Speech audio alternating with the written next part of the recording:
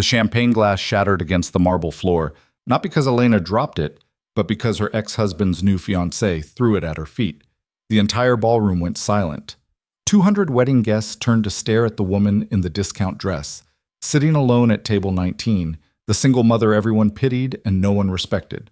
Her 4-year-old daughter was home with a babysitter she couldn't afford.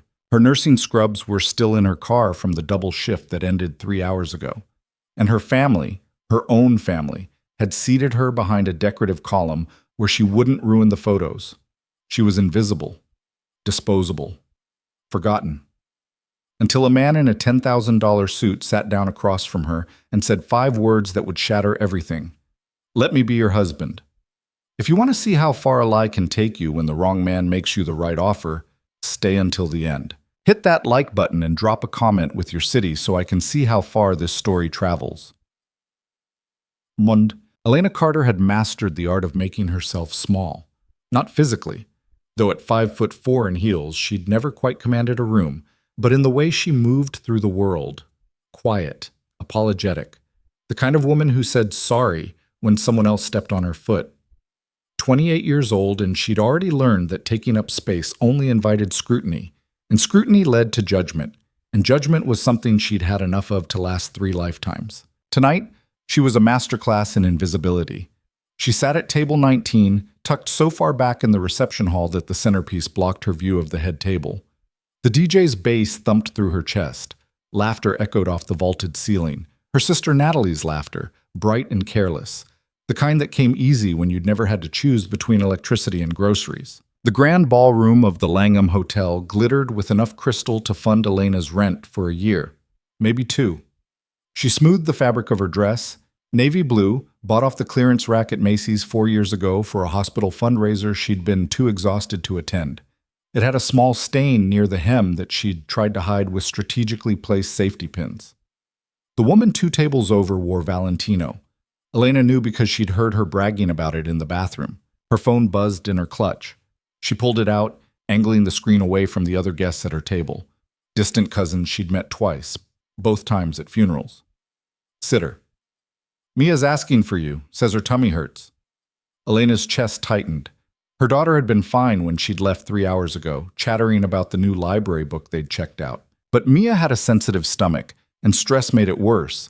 And Elena leaving her on a Saturday night when they usually did puzzles together definitely qualified as stress. She typed back quickly. "Elena. Did she eat dinner? Sometimes she forgets when she's reading." "Sitter. Mac and cheese. She ate most of it." "Elena. Probably just nervous. Can you read her the chapter about the dragon? That usually helps." "Sitter. On it, don't worry, have fun. Fun, right." Elena locked her phone and set it face down on the tablecloth. Around her, the reception roared on, champagne flowing, heels clicking, voices rising in that particular pitch that came after the 3rd drink. At the head table, Natalie threw her head back, laughing at something her new husband said. She looked radiant, untouchable, like a woman who'd never had to scrub vomit out of car upholstery at 2 in the morning or explain to a 4-year-old why Daddy didn't visit anymore. Their mother sat beside Natalie, beaming. She'd worn the Chanel suit, the one she saved for special occasions. She'd told Elena 2 weeks ago that this wedding was a real celebration, unlike Elena's courthouse ceremony 7 years ago when she'd been 3 months pregnant and stupid enough to think love conquered logistics. Elena reached for her water glass and caught a flash of movement near the bar. Marcus. Her ex-husband stood near the top shelf liquor, one arm draped around a woman Elena didn't recognize. Blonde. Younger. Wearing a ring that caught the light every time she gestured, which was often because she seemed to be the kind of person who talked with her hands. Marcus said something, and the woman laughed, high and clear, like wind chimes. Elena looked away. She didn't care. She'd stopped caring about Marcus the 3rd time he'd forgotten to pick up Mia from daycare, or maybe the 15th time he'd promised child support and delivered excuses instead. The divorce had been finalized 2 years ago, and she'd only invited him to the wedding because Natalie insisted it would look weird if he wasn't there, and Elena had long since learned that her job in this family was to make things look normal. "Is this seat taken?" Elena glanced up. The woman standing beside the empty chair at her table wore a silver gown that probably cost more than Elena's car. Her smile was polite but distant. the kind of expression people used when they were trying to be nice to someone they'd already dismissed. "No, go ahead," Elena said. The woman sat, smoothing her dress with the precision of someone who'd been taught posture at cotillion. She didn't introduce herself. Within 30 seconds, she was absorbed in her phone, thumbs flying across the screen. Elena took a sip of water. The ice had melted. The glass was warm. On stage, the DJ transitioned into something slow.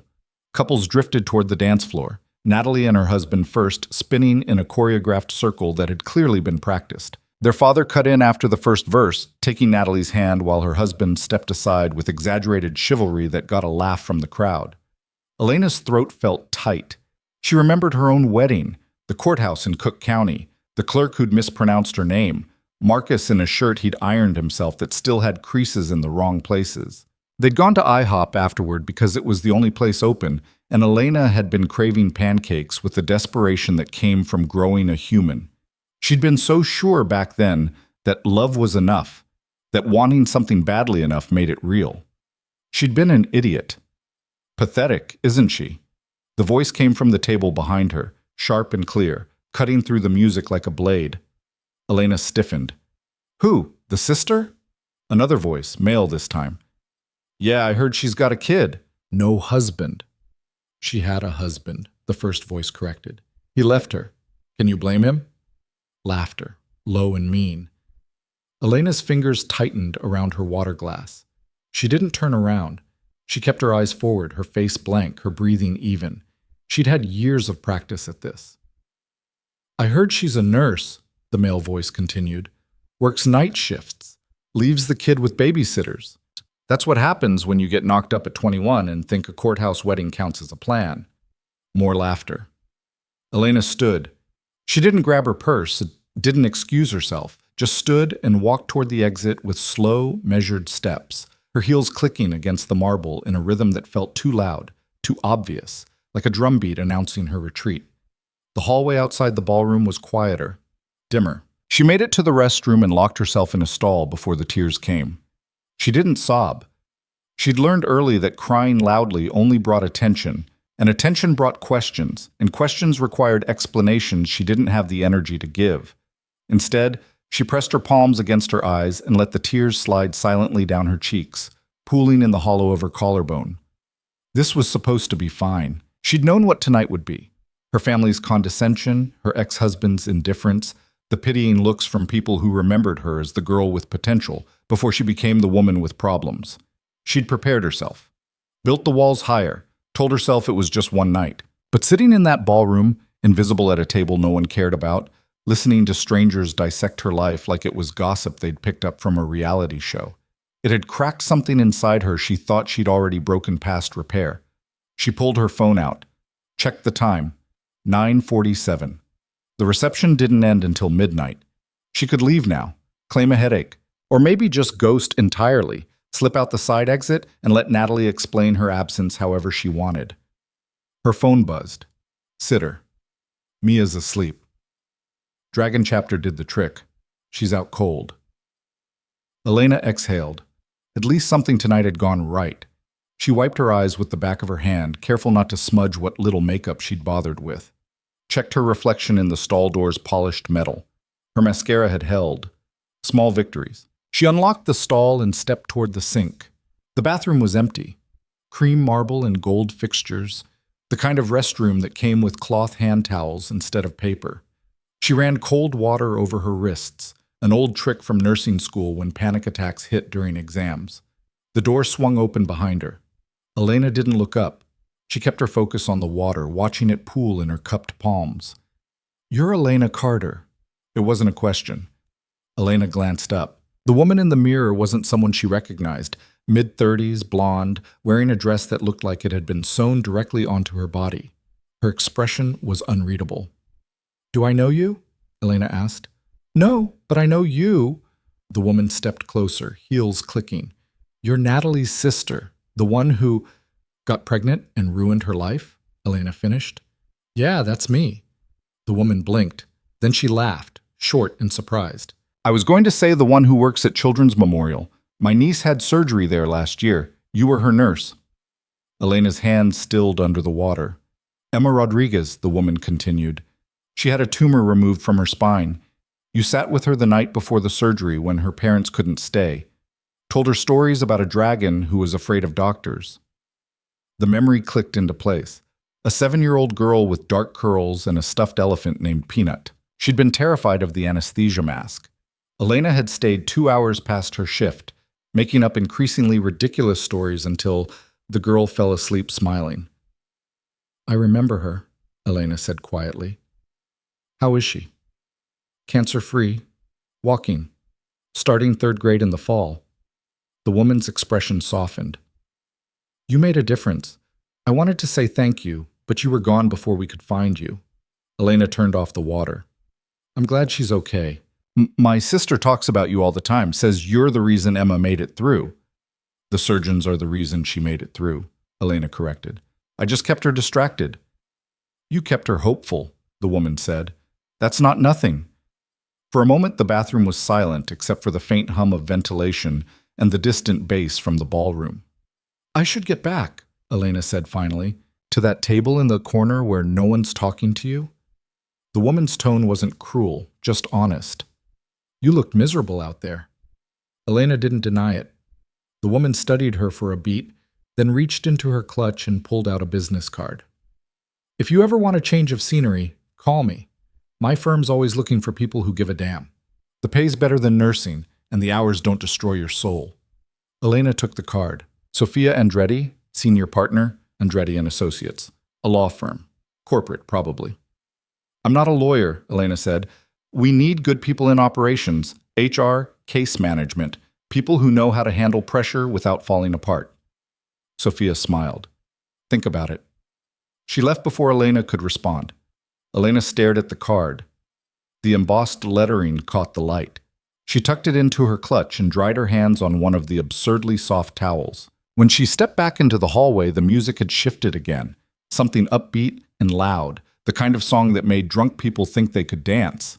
She could see into the ballroom from here. Natalie was on the dance floor with a crowd of bridesmaids, all of them moving in semi-coordinated chaos. Marcus stood near the bar, still with the blonde woman, his hand resting on the small of her back.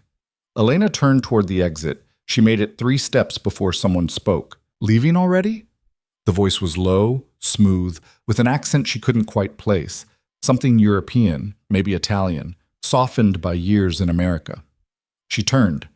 The man leaning against the wall near the coat check was tall, well over 6 feet, with dark hair swept back from a face that looked like it had been designed to sell expensive watches.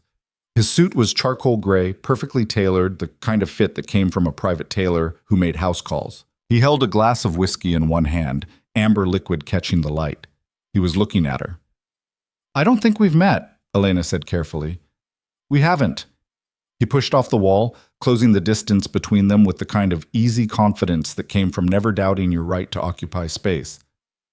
But I've been watching you all night. Elena's stomach tightened. That's not comforting. His mouth curved, not quite a smile, more like the suggestion of one. Didn't mean it to be. Then what did you mean? That you're the only person in this entire circus who looks like they'd rather be anywhere else. He took a sip of his drink, and I'm curious why you're still here. It's my sister's wedding. That's not an answer.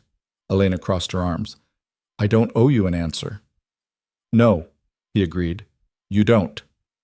They stood there, the noise from the ballroom washing over them, laughter and music and the clink of glass on glass. He didn't look away, didn't fill the silence with small talk or excuses, just waited, like he had all the time in the world and no particular investment in how she chose to spend hers. Who are you? Elena asked finally. Luca Moretti? The name didn't mean anything to her, but the way he said it, flat, without inflection, suggested it should. Are you a friend of Natalie's? No. The groom's? No. Then what are you doing here? I was invited. He swirled the whiskey in his glass. Business associate of your brother-in-law's father. Thought I'd make an appearance, show some respect. And now you're done showing respect? Now I'm bored. He drained the rest of his drink and set the glass on a nearby table. So I'll ask again, why are you still here? Elena hesitated. She didn't know this man. didn't owe him honesty. But there was something about the way he looked at her. Direct, unflinching, like he could see past the careful mask she'd spent years perfecting, that made lying feel pointless. Because leaving would give them something else to talk about, she said. They're already talking about you. Her chest tightened. You don't know that. I heard the women at table 7, the ones behind you. His expression didn't change. They weren't quiet. Heat flooded Elena's face. Then you know why I can't leave. I know why you think you can't leave, he corrected. But you're wrong. You don't know anything about me. I know you're sitting alone at the worst table in the room while your ex-husband parades his new girlfriend around like a victory lap. I know your family seated you behind a column so you wouldn't ruin the photos. I know you've checked your phone 6 times in the last hour because you're worried about your daughter. He paused. And I know you're about 3 minutes away from walking out of here and never speaking to any of these people again. Elena stared at him. Are you some kind of stalker? Observant? That's what stalkers say. This time he did smile, a quick flash of teeth that didn't reach his eyes. Fair point. Why do you care what I do? I don't. He tilted his head slightly, studying her. But I have a proposition. I'm not interested. You haven't heard it yet. I don't need to. I'm going home. She turned toward the exit, made it 2 steps before his voice stopped her. What if you didn't have to be invisible anymore? Elena froze. What if, just for tonight, you were the one everyone looked at? He stepped closer, not threatening, just present. What if your ex-husband saw you with someone who made him feel like the small, irrelevant man he is? What if your family had to smile and pretend to be happy for you while their stomachs turned with envy? Elena turned slowly. What are you talking about? Luca Moretti reached into his jacket and pulled out a small velvet box. He opened it. Inside was a ring, diamond, large enough to catch every light in the hallway, set in platinum that gleamed like liquid silver. Be my wife, he said. Elena's heart stopped. Excuse me? For tonight. Just tonight. He held the box steady, his expression unreadable. Walk back into that ballroom on my arm. Let me introduce you as my wife. Let them see you the way I do, worth something. You're insane. Probably. He didn't lower the box. But I'm also serious. Why would anyone? Because I need a wife for tonight, he said simply. And you need to stop being treated like you don't matter. I don't even know you. You know I'm rich. You know I'm here. You know I'm offering you a way to walk back in there and make every single person who dismissed you feel like an idiot. He paused. What else do you need to know? Elena's mind raced. This was insane, completely insane. She should walk away, get in her car, drive home to Mia, and forget this entire nightmare of a night. But she thought about Marcus at the bar, his hand on that woman's back. Her mother at the head table, glowing with pride over Natalie's perfect life. The strangers at table 7 who'd carved her up like gossip over cocktails. What's in it for you? She asked. Does it matter? Yes? Luca closed the ring box and slipped it back into his jacket. There's someone here tonight I need to convince that I'm settled, stable. The kind of man who has a wife and a life outside of work. If I walk in alone, I'm just another bachelor with money and no commitments. If I walk in with you, they'll believe you're something you're not. Exactly. He met her eyes. Same as you. Elena's pulse hammered in her throat. This is crazy. It's a transaction. You help me. I help you. No one gets hurt. People always get hurt. Not if we're smart. He extended his hand. What do you say, Elena Carter? Want to stop being invisible? She looked at his hand, at the ballroom doors beyond him, at the life waiting for her on the other side, small, lonely, predictable. She thought about Mia, asleep at home, about the bills on her kitchen counter, about the look on Marcus's face when he told her he was leaving because he needed to find himself, like she was an obstacle instead of a partner. She thought about the woman at table 7 who'd called her pathetic, and she thought just for a second about what it might feel like to matter. Elena took his hand. One night, she said. One night, Luca agreed. He slid the ring onto her finger. It fit perfectly. The ring felt foreign on her finger, heavy and cold, like wearing someone else's life. Elena stared at it as Luca led her back toward the ballroom, his hand resting lightly at the small of her back. The diamond caught every overhead light, throwing fractured rainbows across the marble floor. "You need to stop looking at it like it's a grenade," Luca murmured. "It might as well be. It's a prop, that's all. A prop that probably costs more than my car. Considerably more." His tone was dry. "But that's not the point." Elena forced herself to drop her hand to her side. Her heart hammered against her ribs. This was insane. Completely, irreversibly insane. In approximately 30 seconds, she was going to walk into that ballroom and lie to everyone she'd ever known. Pretend to be married to a man whose last name she'd learned 5 minutes ago. Let him parade her around like some kind of trophy while her family watched and her ex-husband choked on his overpriced bourbon. She should turn around, give him back the ring, go home. But her feet kept moving forward. Luca pushed open the ballroom doors. The music hit them first, something loud and bass-heavy that made conversation require shouting.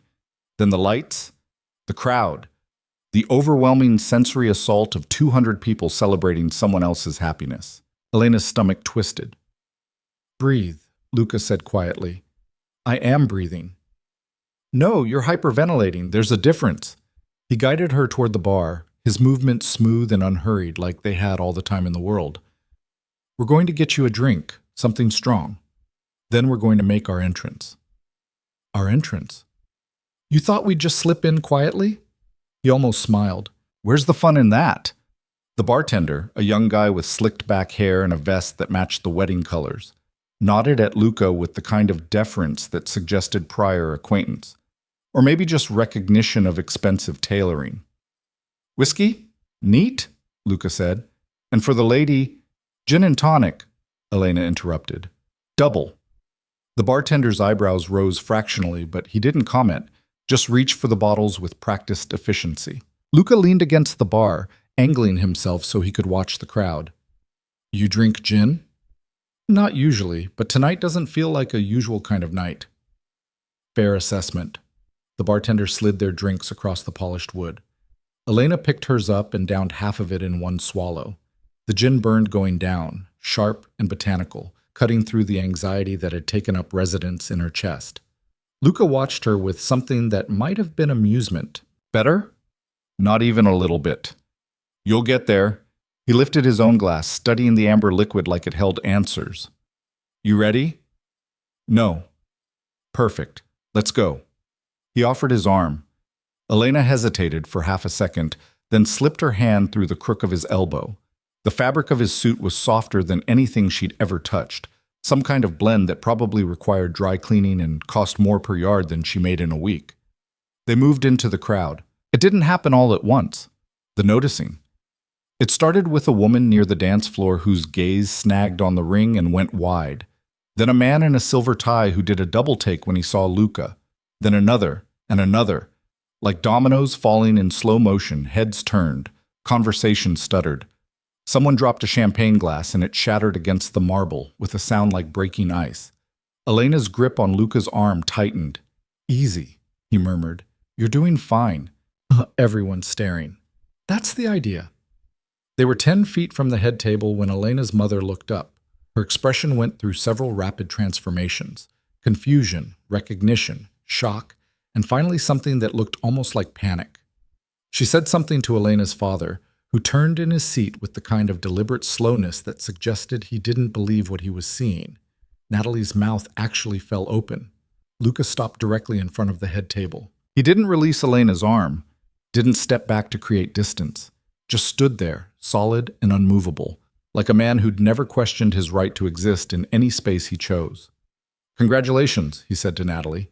His voice carried, despite the music, smooth, cultured, the kind of accent that made everything sound vaguely sophisticated.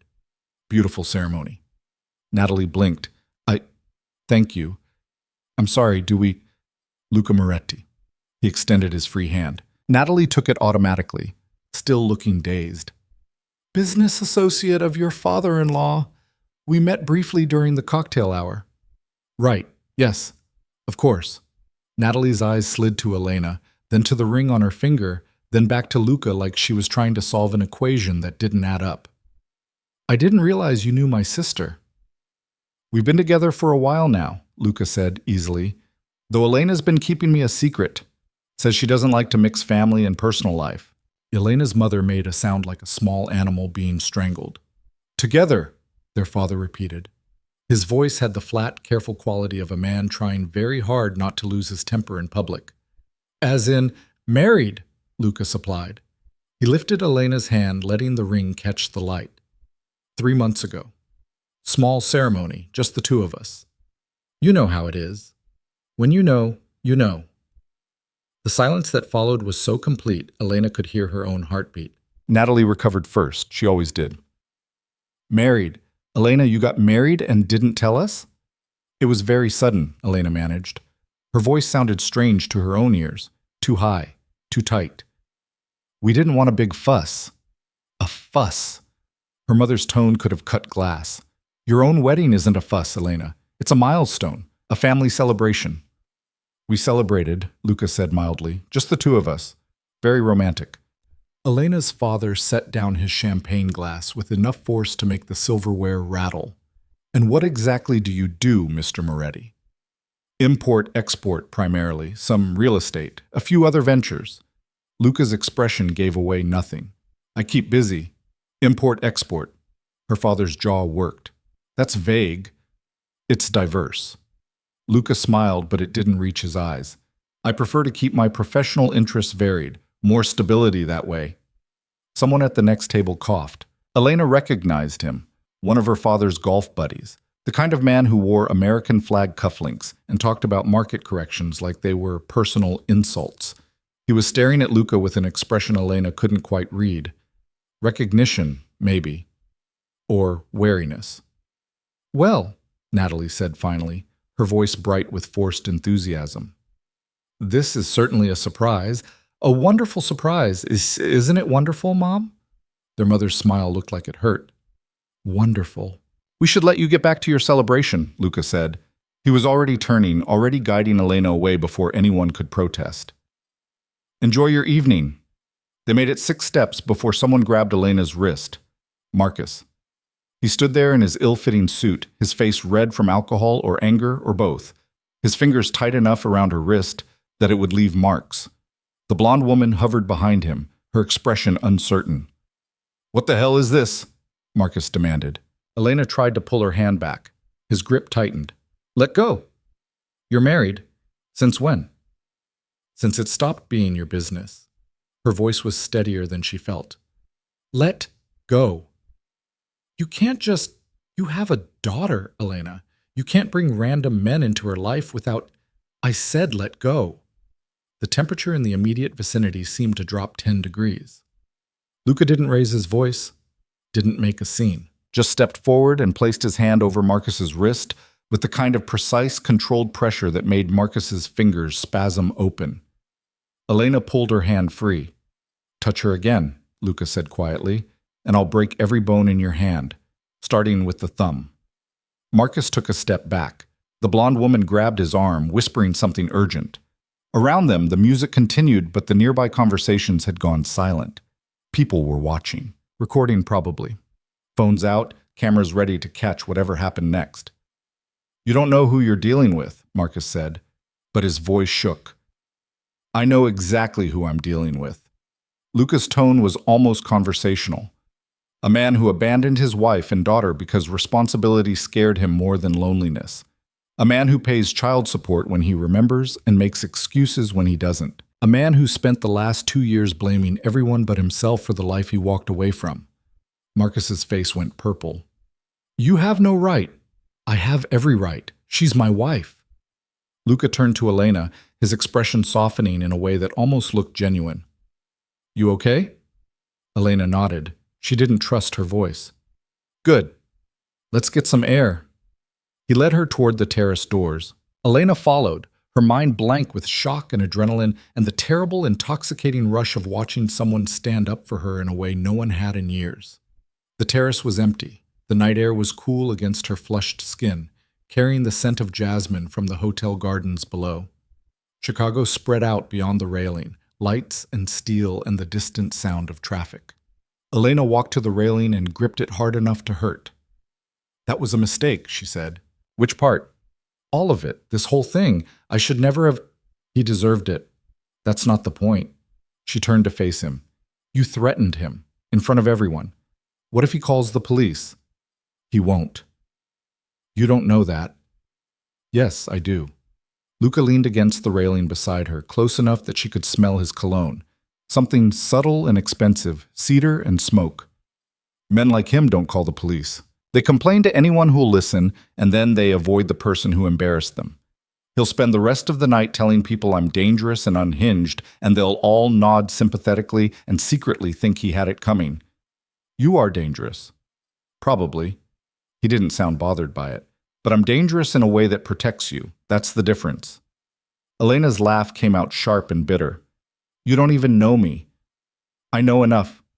You know nothing. You saw me sitting alone at a table and made assumptions based on, what, my cheap dress? My body language? The fact that I looked sad? I saw a woman who was used to being dismissed, Luca said, and I saw an opportunity to make sure no one dismissed you again. At least not tonight. Why? The word burst out of her before she could stop it. Why do you care? What could you possibly get out of this that's worth humiliating my ex-husband and lying to my entire family? Luca was quiet for a moment. Then he reached into his jacket and pulled out his phone. He tapped the screen a few times, then held it out to her. Elena took it. The screen showed a photo, a man in his 60s, silver-haired and sharp-eyed, wearing a tuxedo that probably cost more than Elena's nursing degree. He stood next to a woman who looked like she'd stepped out of a magazine spread, all cheekbones and diamonds. That's Antonio Rossi, Luca said. He controls most of the shipping contracts on the eastern seaboard, also runs a significant portion of the construction unions, also has ties to several organizations that prefer to operate outside legal frameworks. Elena's stomach dropped. You're telling me I'm telling you Antonio is here tonight, at this wedding, because the groom's father owes him a favor that dates back 15 years and involves a development deal that should never have been approved. Luca took the phone back. Antonio believes in traditional values, family, stability. He won't do business with men he considers reckless or uncommitted. So you needed a wife to prove you're committed. I needed a wife to prove I have something to lose. He pocketed the phone. Men like Antonio respect power, but they only trust people who have vulnerabilities, something that can be threatened. Leverage. And I'm your leverage. You're my proof that I'm human. He met her eyes. For what it's worth, I'm sorry. I shouldn't have dragged you into this without explaining the stakes. No, you shouldn't have. Elena's hands were shaking. She pressed them flat against the railing. What happens if he finds out we're lying? He won't. But if he does, then I handle it. Luca's voice was firm. This doesn't touch you or your daughter. I made you a promise. One night, I keep my promises. Elena wanted to believe him. Desperately. But she'd been promised things before by men who smiled and spoke with certainty, and those promises had evaporated the moment they became inconvenient. I need to go home, she said. Not yet. Yes, yet. This was a mistake. I never should have. Elena. She stopped. The way he said her name, not pleading, not demanding, just steady and certain, made her look up. If you leave now, they win, Luca said. Your family, your ex. Everyone who decided you weren't worth their time or respect. You walk out that door alone, and you confirm everything they already think about you. I don't care what they think. Yes, you do. His expression was almost kind. And you should. Not because their opinion matters in any cosmic sense, but because you deserve to take up space, to be seen, to watch the people who dismissed you realize they made a mistake. That's petty. It's human. He straightened, turning to face her fully. Stay. One more hour. Let me introduce you to Antonio. Let your family see you on the arm of someone who treats you like you matter. Then I'll have my driver take you home and we'll never see each other again. 1 hour. That's all. Elena closed her eyes. Thought about Mia, asleep in her bed with her dragon book on the nightstand. Thought about the bills and the student loans and the life waiting for her that was small and hard and lonely, but safe. Then she thought about the look on Marcus's face when Luca had threatened him. The shock in her mother's eyes. The The way people had stared at the ring on her finger like it was proof of something impossible. 1 hour, she said. Then I'm done. Deal. They went back inside. The ballroom felt different now, charged. People parted as they walked through, creating a path that felt both respectful and wary. Elena caught fragments of conversation as they passed, whispers about Luca, about the ring, about the way he'd handled Marcus. Someone mentioned a name she didn't recognize. Someone else laughed nervously. Luca guided her toward a corner table where 3 men sat, all of them wearing suits that looked like they required security clearances to purchase. The man in the center, silver-haired, sharp-eyed, exactly like his photo, looked up as they approached. Moretti. His voice carried an accent thicker than Luca's, old world and unfiltered. You actually came. I said I would. Luca pulled out a chair for Elena. She sat, her spine straight, her hands folded in her lap to hide their trembling. Antonio, I'd like you to meet my wife, Elena. Antonio's gaze shifted to her. Elena had been looked at by plenty of people tonight, judged, dismissed, pitied. But this was different. Antonio Rossi looked at her the way a jeweler examined a stone, clinical and assessing, searching for flaws or value or both. Wife, he repeated. I didn't know you were married. Recent development, Luca said easily. He sat beside Elena, his hand finding hers beneath the table. His grip was warm, steady. We kept it quiet. Clearly. Antonio's attention didn't waver from Elena. What do you do, Mrs. Moretti? The name sent a jolt through her. Mrs. Moretti. Like she belonged to this lie. I'm a nurse, she said. Her voice came out stronger than she expected. Pediatric ICU at Children's Memorial. One of the other men at the table, younger, with a scar along his jawline, made a sound like a cough. Antonio silenced him with a look. A nurse. Antonio leaned back in his chair. Noble profession. My daughter wanted to be a nurse once. I convinced her to pursue business instead. Why? Elena asked before she could stop herself. Antonio's eyebrows rose. Excuse me? Why did you convince her not to be a nurse, if that's what she wanted? The table went very quiet. Luca's hand tightened around hers. A warning, maybe, or reassurance. Elena couldn't tell. Antonio studied her for a long moment. Then he smiled. It didn't look particularly warm. Because nursing is a job where you save individual lives, he said. Business is how you save entire communities. Build hospitals, fund research. My daughter runs a foundation now that provides medical equipment to underserved areas across 3 continents. She helps more people in a month than most nurses help in a lifetime. That's not the same thing, Elena said. No? No. She met his eyes. Foundations are important. Funding is important. But someone still has to be there at 3 a.m. when a child stops breathing. Someone has to hold their hand during the scary parts. That's not scalable. It's not efficient. But it matters. The man with the scar shifted in his seat. The third man at the table, older with salt and pepper hair, watched Elena with an expression she couldn't read. Antonio's smile widened. You have spine. I like that. I have a daughter, Elena said. I don't have the luxury of backing down when something matters. How old? 4? Good age. Old enough to understand the world. Young enough to still believe it's fair. Antonio reached for his wine glass. You're right, of course, about the nursing. My daughter tells me the same thing, says I undervalued the work because I couldn't quantify it. Did you listen? I'm still deciding. He took a sip of wine. Luca, you didn't tell me you'd married someone interesting. I didn't tell you I'd married anyone, Luca said. I prefer to keep my personal life private. Clearly not that private. Antonio gestured toward the ballroom. Half of Chicago society just watched you threaten a man for touching your wife. That's not subtle. He overstepped. He did. And you handled it. Antonio set down his glass. I appreciate a man who protects what's his. Elena's jaw tightened at the phrasing, what's his? But she kept her mouth shut. This wasn't her fight. This was Luca's world. Luca's deal. Luca's whatever the hell this was that she'd agreed to be a prop for. We should discuss the shipping contracts, one of the other men said. The one with salt and pepper hair. His voice was smooth, professional, like they were sitting in a boardroom instead of a wedding reception.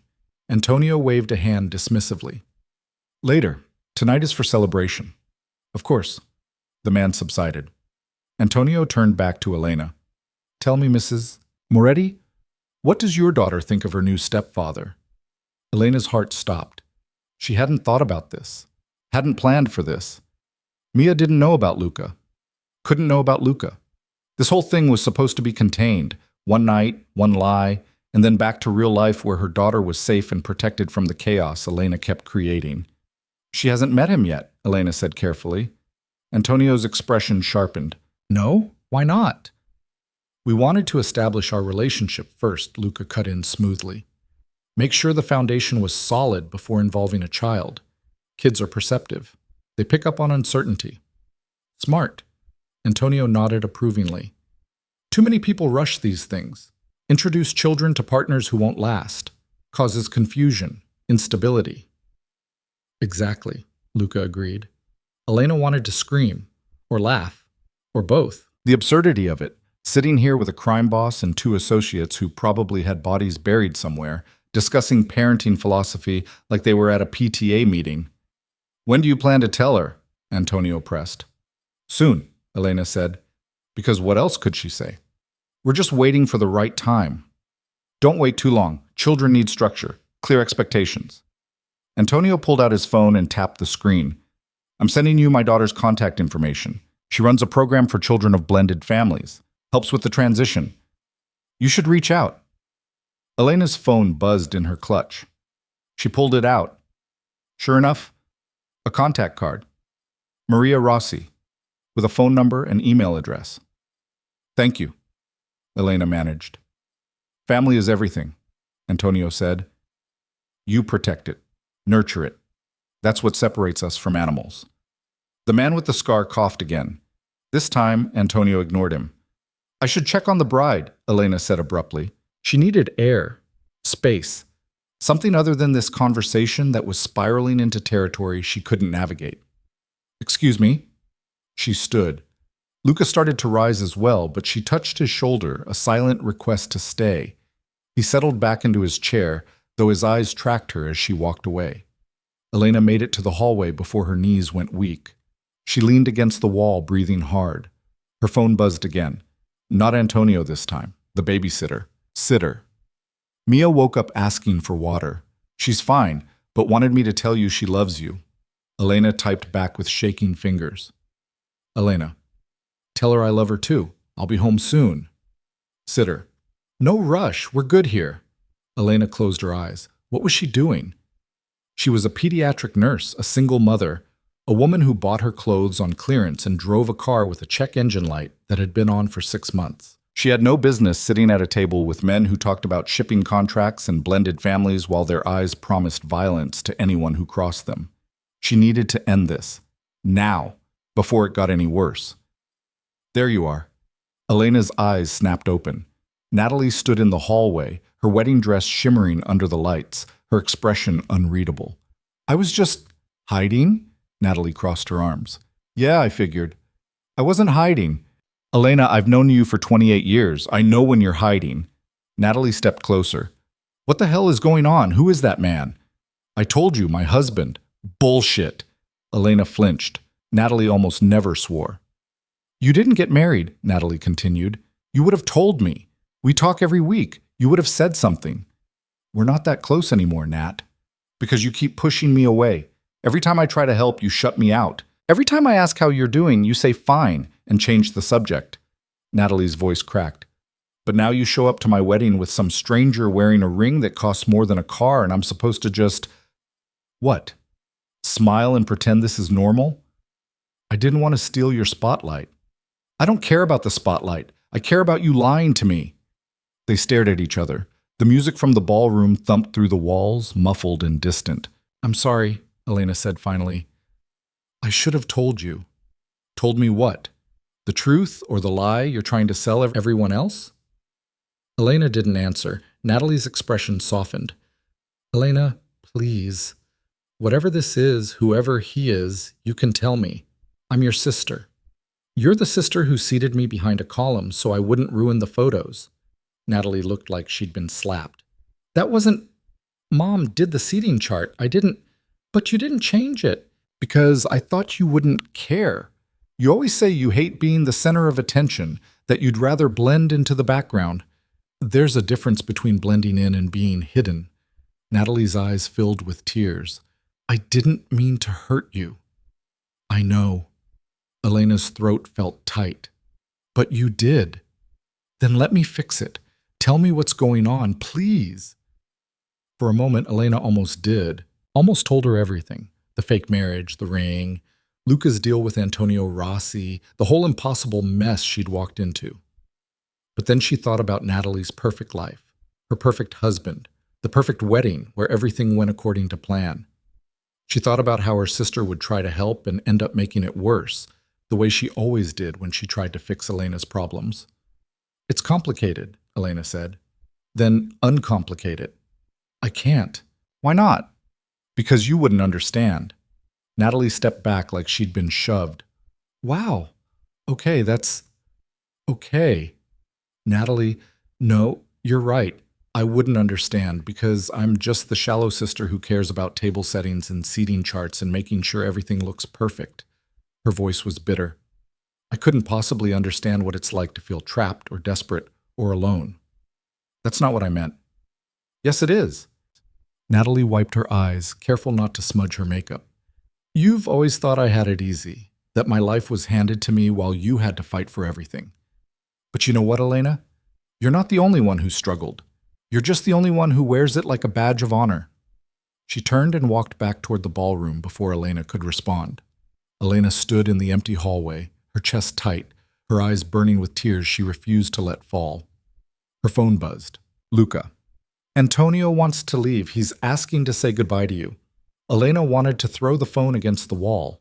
Instead, she typed back. Elena, I'll be there in a minute. She smoothed her dress, checked her reflection in the darkened window across the hall, fixed her lipstick with fingers that barely shook. Then she walked back into the ballroom like a woman who belonged there. Antonio Rossi stood near the coat check with the two men who'd been sitting at his table, all three of them watching her approach with expressions that ranged from curious to calculating. Elena forced her spine straight, her shoulders back, her face into something that hopefully resembled composure rather than the panic clawing at her insides. Luca materialized at her elbow before she reached them, his hand finding the small of her back in a gesture that was becoming familiar. Too familiar. Sorry, Elena said to Antonio. Family emergency? Nothing serious, I hope. Just wedding drama. You know how it is. Antonio's mouth curved. I have 3 daughters. I know exactly how it is. He extended his hand and Elena shook it, his grip firm but not crushing. It was a pleasure meeting you, Mrs. Moretti. You're not what I expected. What did you expect? Someone quieter, more decorative. His eyes crinkled at the corners. I'm glad to be wrong. Don't get used to it, the man with the scar muttered. Antonio shot him a look that could have stripped paint. Ignore Marco. He has the social skills of a particularly aggressive raccoon. Marco's jaw tightened, but he said nothing. We should go, the older man said. Car's waiting. Antonio nodded. He turned back to Elena and Luca, his expression shifting into something more serious. Moretti, we'll talk next week, Tuesday, my office. Bring the contracts. I'll be there, Luca said. Good. Antonio's gaze flicked to Elena one more time. Take care of your family. It's the only thing that matters in the end. They left without further ceremony, moving through the ballroom like a small storm system, people parting instinctively, conversations dying in their wake. Elena watched them disappear through the main doors before she let herself breathe. That went well, Luca said. Did it? You challenged him on nursing versus philanthropy, and he respected you for it. That's more than most people get. Elena pulled away from him, putting distance between them that felt necessary. I need to go home. It's only 10:30. I don't care. I'm done. She yanked the ring off her finger and held it out. Here. Thank you for the show. It was very educational. Luca didn't take the ring. Keep it. Excuse me? Until tomorrow. I'll pick it up when I drop off your payment. Elena stared at him. Payment? For your time tonight. We had an arrangement. I don't want your money. You helped me close a business deal worth 8 figures. You're getting paid. He pushed the ring back toward her hand. Consider it a consulting fee. I didn't consult anything. I sat at a table and lied to a crime boss about being your wife. Exactly. That's worth at least 50,000. The number hit her like cold water. 50? You're insane. I'm practical. You have a daughter, bills, student loans, probably. You work night shifts because the pay differential helps cover daycare. His expression was matter of fact. Take the money. Use it however you want. Pay off debt. Take a vacation. Put it toward your daughter's college fund. Elena wanted to throw the ring at him, wanted to tell him to take his money and his assumptions and his perfectly tailored suit and disappear from her life forever. But $50,000, that was a year's worth of rent. Mia's preschool through kindergarten. The dental work Elena had been putting off because her insurance didn't cover crowns. She closed her fist around the ring. Tomorrow, she said, then we're done. Tomorrow, Luca agreed. She turned to leave and almost walked directly into her mother. Her mother stood in the middle of the hallway wearing an expression Elena had seen before, usually right before a lecture about responsibility or appropriate life choices or why couldn't Elena be more like Natalie. Her father hovered behind her, looking uncomfortable in the way men did when they knew a fight was coming but had no idea how to stop it. We need to talk, her mother said. Not now, Mom. Yes, now. Her mother's voice had that edge to it, sharp and cold. You show up to your sister's wedding with a husband no one's ever heard of, wearing a ring that costs more than most people make in a year, and you think you can just walk out without explaining yourself? I don't owe you an explanation. You're my daughter. You absolutely owe me an explanation. I'm 28 years old. I stopped owing you explanations when I moved out. Her mother's mouth thinned. Don't be childish. Childish, Elena laughed, the sound bitter. Right, because wanting privacy is childish, but seating me behind a column at my own sister's wedding is perfectly mature. That wasn't personal. Everything you do to me is personal, Mom. You've been punishing me for getting pregnant since the day I told you about Mia. That's not fair. Isn't it? You've spent 7 years making sure I know I'm a disappointment, that I ruined my life, that if I just listened to you, if I'd just been smarter, better, more like Natalie, then maybe I wouldn't be a single mother working night shifts and living in a 1-bedroom apartment. Her mother's face went pale. I never said any of that. You didn't have to. You say it every time you look at me. Elena's voice cracked. Every time you introduce me to your friends and mention I'm a nurse like it's an apology. Every time you ask if I'm seeing anyone and look disappointed when I say no. Every time you compare me to Natalie and find me lacking. Elena. Her father stepped forward, his hand raised like he could physically stop the conversation from continuing. Your mother loves you. We both do. We just want what's best for you. No, you want me to fit into the version of my life you think I should have. The one where I didn't get pregnant, didn't marry Marcus, didn't end up as a cautionary tale you tell at dinner parties. Elena wiped her eyes angrily. But this is my life. This is what I have, and I'm done apologizing for it. We're not asking you to apologize, her mother said quietly. We're asking you to be honest with us. Who is he, Elena? Really? Elena opened her mouth, closed it. The truth sat on her tongue. He's no one. It's fake. The whole thing is a lie I agreed to because I was tired of being invisible. But the words wouldn't come. Because standing here, watching her mother's carefully controlled expression and her father's helpless concern, Elena realized something. They didn't deserve the truth. They'd spent years making her feel small, forgettable, like her struggles were character flaws instead of circumstances. And tonight, for the first time in longer than she could remember, people had looked at her like she mattered, like she was worth noticing, worth protecting, and it felt good. It felt better than good. It felt like power. His name is Luca Moretti, Elena said. We met 6 months ago, got married 3 months ago, and he treats me better than anyone in this family has in years. Her mother flinched. That's not... I'm leaving now. Tell Natalie congratulations from me. Elena walked past them before either could respond. Her heels clicked against the marble floor, steady and sure. Like a woman who knew exactly where she was going, even though she had no idea what happened next. She made it to the parking garage before the shaking started. Her car was on the third level, tucked between an SUV and a sedan that probably cost more than she'd make in 5 years. She leaned against the driver's side door and pressed her forehead to the cool metal, breathing hard. What had she just done?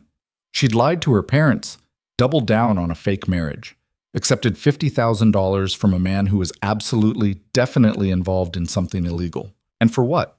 Pride? Spite? The chance to feel important for one night? Her phone buzzed. She pulled it out expecting the babysitter or maybe Natalie with another round of accusations. It was Luca. Luca. Are you okay? Elena stared at the message.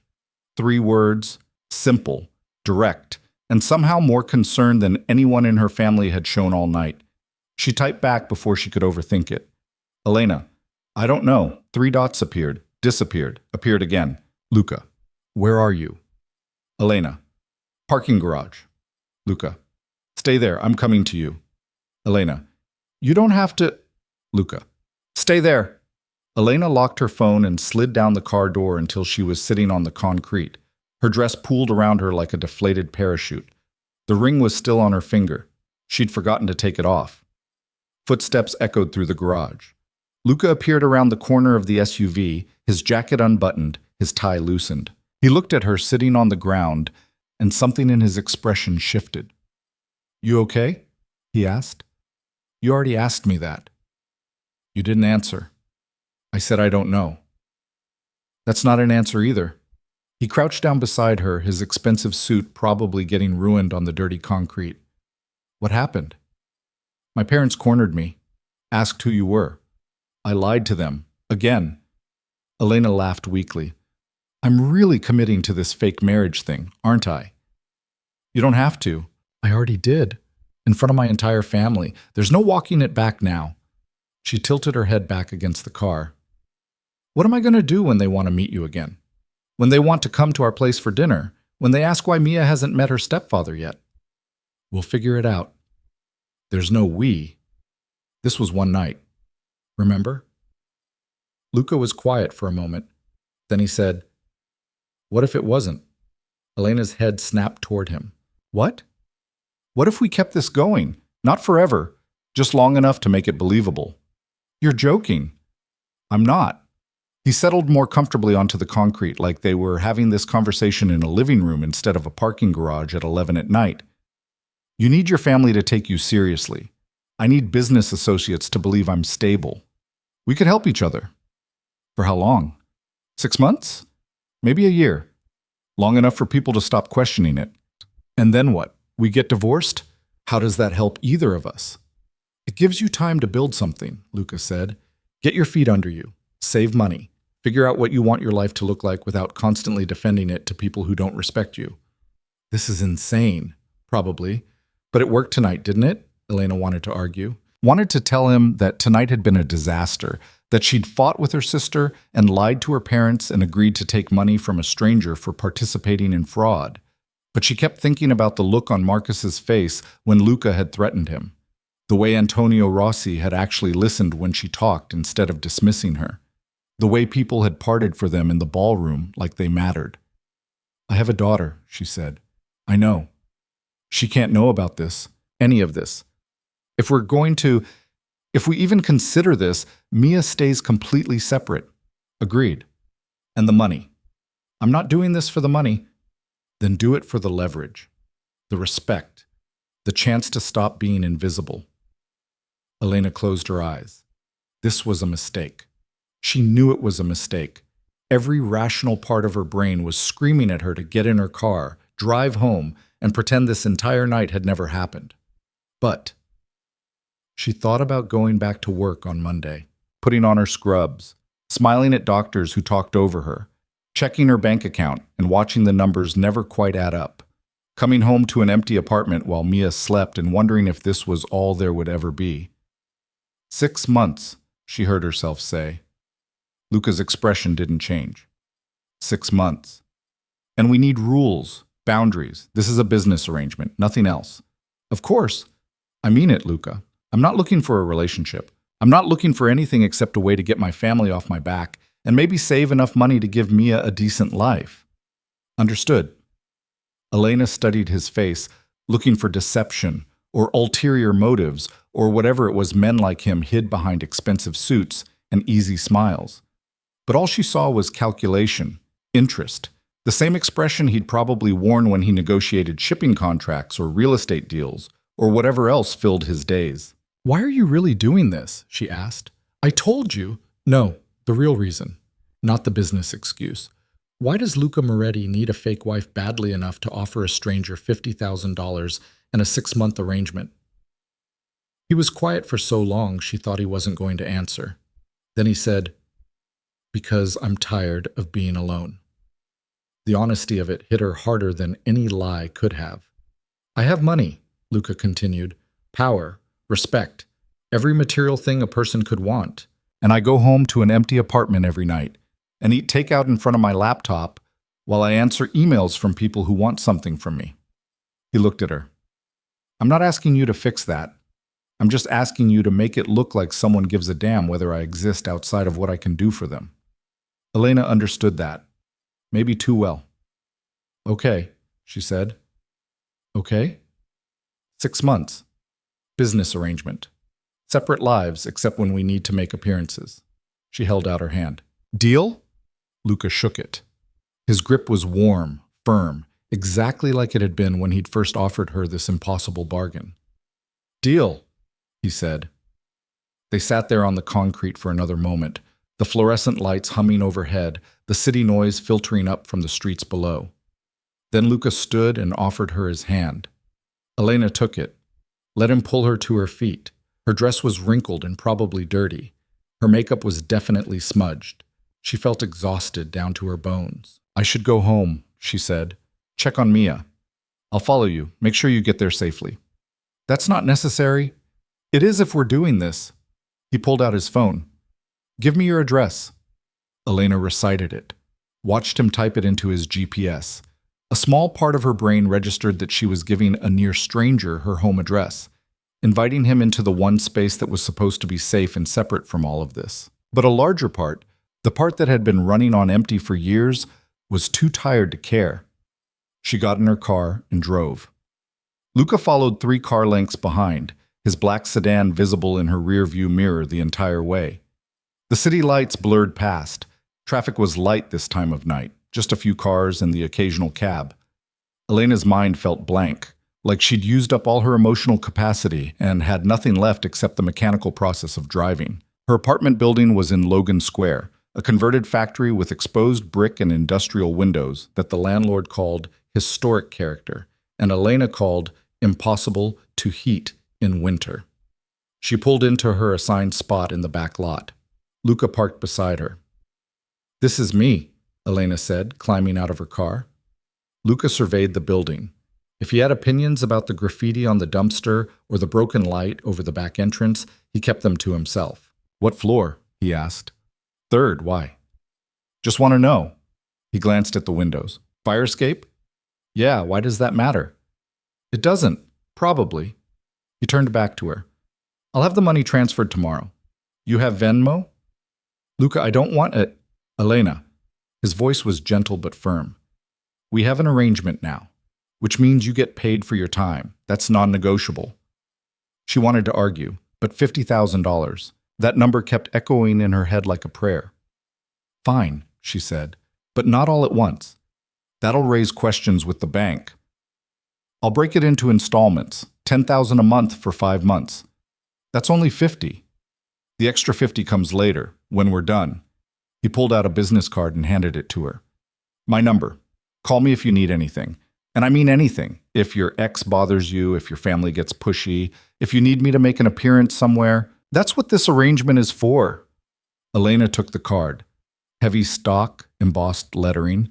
Luca Moretti, import, wash, export specialist. A phone number. Nothing else. "What do I tell people when they ask about you?" she said. "The truth. We met 6 months ago, got married quietly. We're private people. And when they want details, make them up. I trust your judgment." He checked his watch. "I should go. You need sleep. And your daughter's probably going to wake you up early. She always does. Elena hesitated. Thank you for tonight, for not making me feel like an idiot for agreeing to this. You're not an idiot. You're someone who saw an opportunity and took it. That's smart. Or desperate. Sometimes those are the same thing. He started toward his car, then stopped. Elena? Yeah? You did good tonight, with Antonio, with your family, with all of it. He smiled, brief and surprisingly genuine. See you soon, Mrs. Moretti. He got in his car and drove away, taillights disappearing around the corner. Elena stood in the parking lot for a long moment, the business card in one hand, the ring still on her finger. Then she went inside. The babysitter was asleep on the couch, her phone still in her hand. Elena paid her and called her a cab, keeping her voice low so she wouldn't wake Mia. Once the girl was gone, Elena locked the door and leaned against it. Her apartment looked exactly the same as when she'd left it 4 hours ago.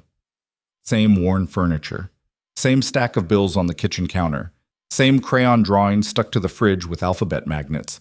But somehow it felt different, smaller, like she'd seen something bigger out there and now the walls were closing in. She kicked off her heels and padded down the hall to Mia's room. Her daughter slept curled on her side, one arm wrapped around a stuffed elephant that had seen better days. Her breathing was soft and even.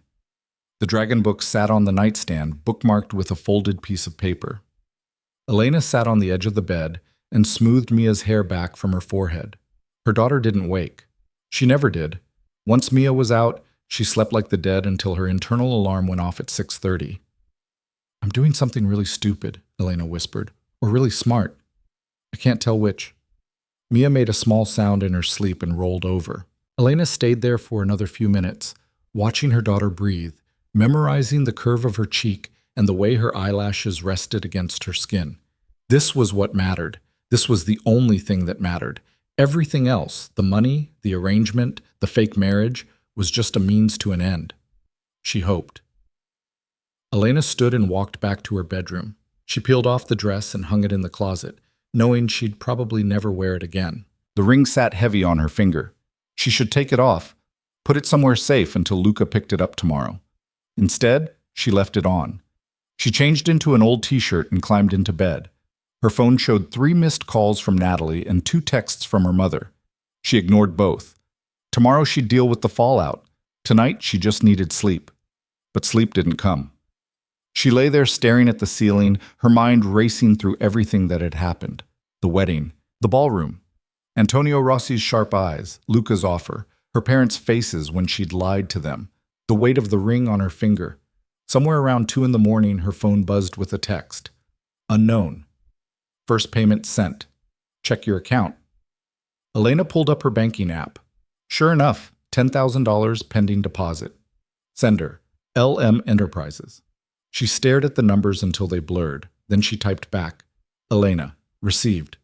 Thank you. Luca, get some sleep. Elena, you too. Luca, can't. Contracts to review.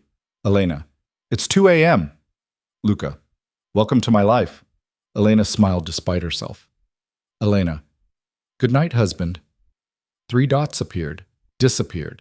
Then, Luca, good night, wife. She set the phone down and closed her eyes. This was insane, completely insane. She'd agreed to fake a marriage with a man she'd known for 6 hours. A man who was almost certainly involved in organized crime. A man who'd given her $10,000 without blinking. But as she drifted towards sleep, the last thing Elena felt wasn't fear. It was something dangerously close to hope. She was still wearing the ring when Mia burst into her room the next morning at 6:32. Demanding pancakes and asking why Mommy's fancy dress was hanging in the closet.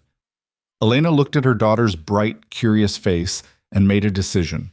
Some lies were worth telling if they protected the people you loved. This was going to be one of them. Mommy went to Aunt Natalie's wedding last night, she said, pulling Mia into bed for a cuddle. Remember I told you about it? Was it pretty? Very pretty. Did you dance? A little bit. With who? Elena hesitated. Then she said, with a friend, someone new. A boyfriend? Just a friend. Mia accepted this with the easy logic of 4-year-olds and launched into a detailed explanation of the dream she'd had about a dragon who learned to bake cookies. Elena listened and made appropriate noises and tried not to think about the fact that she'd just added lying to her daughter to the growing list of questionable decisions she'd made in the last 12 hours. Her phone buzzed on the nightstand. Luca. Brunch? We should discuss logistics. Elena. I have my daughter today. Luca. Bring her. Elena. Absolutely not. Luca. Then dinner tomorrow, after you put her to bed. Elena looked at Mia, who was now acting out the dragon's cookie baking process with elaborate hand gestures. Elena. Fine. But somewhere quiet. I don't do well with crowds after night shifts. Luca. I know a place. I'll pick you up at 7. Elena. I'll meet you there. Luca. Elena. Elena. I'll meet you there. A longer pause this time. Luca. Fine. Sending address. An hour later, after pancakes and cartoons and a minor crisis when Mia couldn't find her favorite hair ribbon, Elena's phone rang. Unknown number. She almost didn't answer. Then she remembered, wife now, fake or not, which meant people might actually call her. Hello? Mrs. Moretti? A woman's voice, professional and crisp. This is Maria Rossi. My father gave me your number. Elena's stomach dropped. Oh, hi. I hope I'm not calling too early. I wanted to reach out about the family transition program I mentioned. Well, my father mentioned. On my behalf. Maria laughed. He does that. Volunteers me for things without asking first. He seems like that type. You have no idea. Papers rustled in the background. Anyway, I know you just got married and you have a daughter from a previous relationship. That can be really complicated, especially when the child hasn't met the new partner yet. We're taking it slow, Elena said carefully. Smart. That's exactly what the program encourages. We have some really great resources, books about blended families, therapists who specialize in helping kids adjust, even support groups for parents navigating these situations. Elena didn't know what to say. This was spinning out of control faster than she could track. I appreciate that, she managed. But we're really okay right now. Of course. I just wanted you to know the options there. My father speaks very highly of Luca, and anyone Luca cares about is someone I'm happy to help. Thank you. Oh, and one more thing. We're having a family dinner next month. Just close friends and family. Very casual. My father would love it if you and Luca could come. Bring your daughter if you'd like. My kids will be there. Elena's throat went dry. A family dinner. I know it sounds intimidating, but I promise we're not as scary as my father pretends to be. Well, most of us aren't. Maria laughed again. Think about it. I'll send you the details. She hung up before Elena could refuse. Elena stared at her phone, then at the ring on her finger, then at Mia, who was currently using the couch cushions to build what she claimed was a dragon castle. 6 months, she'd said.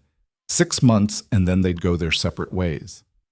Looking at her phone, at the dinner invitation from a crime boss's daughter, Elena had the sinking feeling that 6 months was going to feel a lot longer than she'd anticipated. The restaurant Luca chose was in the West Loop, tucked between a gallery and a boutique hotel with a name Elena couldn't pronounce.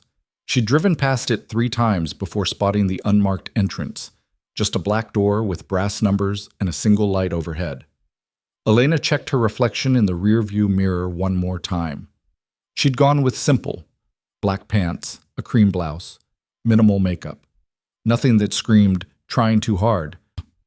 She'd left Mia with the same babysitter from Saturday night, a college student named Beth who was saving up for a study abroad program, and didn't ask questions about where Elena was going or why. She locked the car and approached the door. Before she could knock, it swung open. A man in a suit that probably cost more than her monthly rent looked her up and down. Mrs. Moretti? Elena's stomach lurched at the name.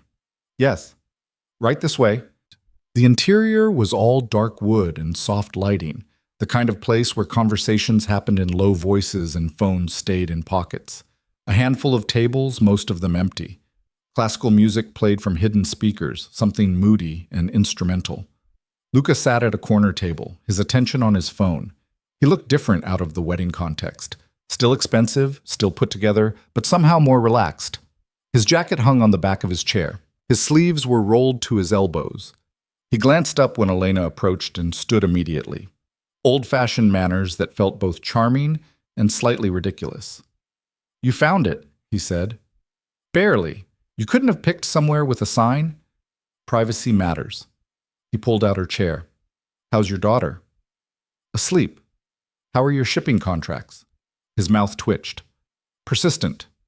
A waiter appeared, silent, efficient, and set down 2 menus bound in leather. Elena scanned the options. No prices.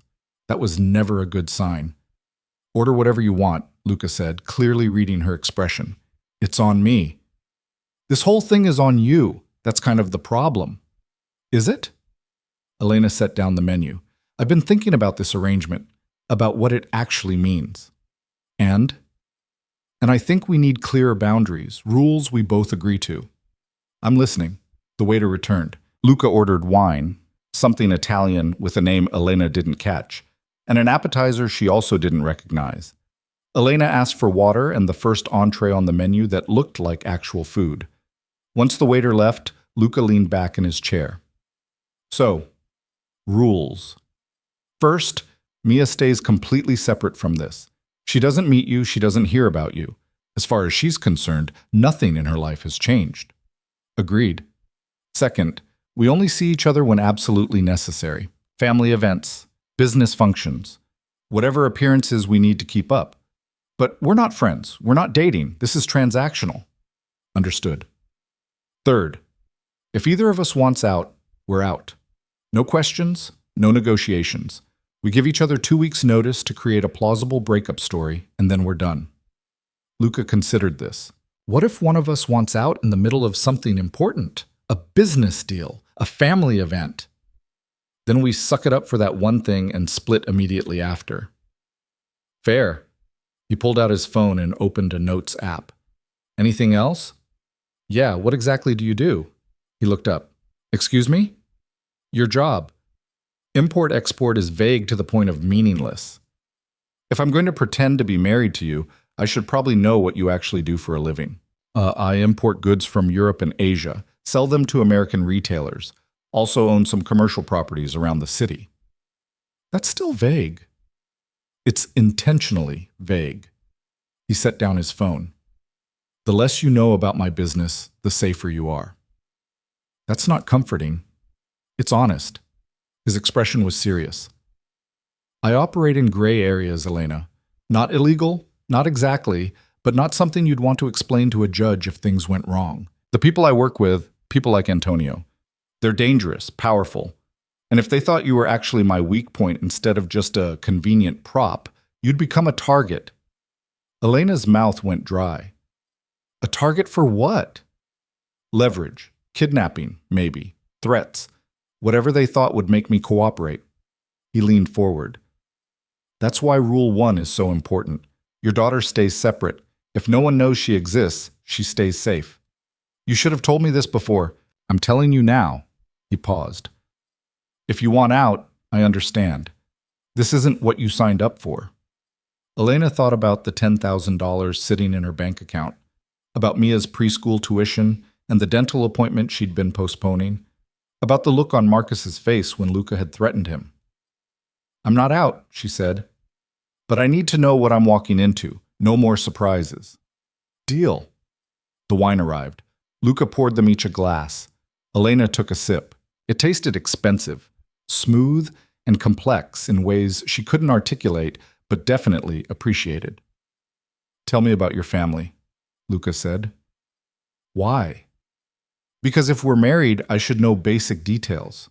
Where you grew up, what your parents do, why your sister's wedding made you want to disappear. Elena swirled the wine in her glass. My dad's a financial consultant. My mom used to teach piano but quit when Natalie was born. They're not bad people, just traditional. They had a plan for what our lives should look like, and I deviated from it spectacularly. By getting pregnant? By getting pregnant with a man who turned out to be worthless. By dropping out of college. By choosing nursing school instead of going back for my degree. She took another sip of wine. Natalie did everything right. Full scholarship to Northwestern. Married a lawyer from a good family. They live in Lincoln Park in a condo with a doorman. And you live in Logan Square in a converted factory. With a broken heating system and neighbors who fight at 2 in the morning? Yeah. She met his eyes. I'm not ashamed of my life. I'm good at my job. I'm a good mother. But my family looks at me and sees potential I wasted. That's their loss. Easy to say when you're not the one disappointing them every time you walk into a room. Luca was quiet for a moment. Then he said, my father wanted me to be a doctor, cardiologist specifically.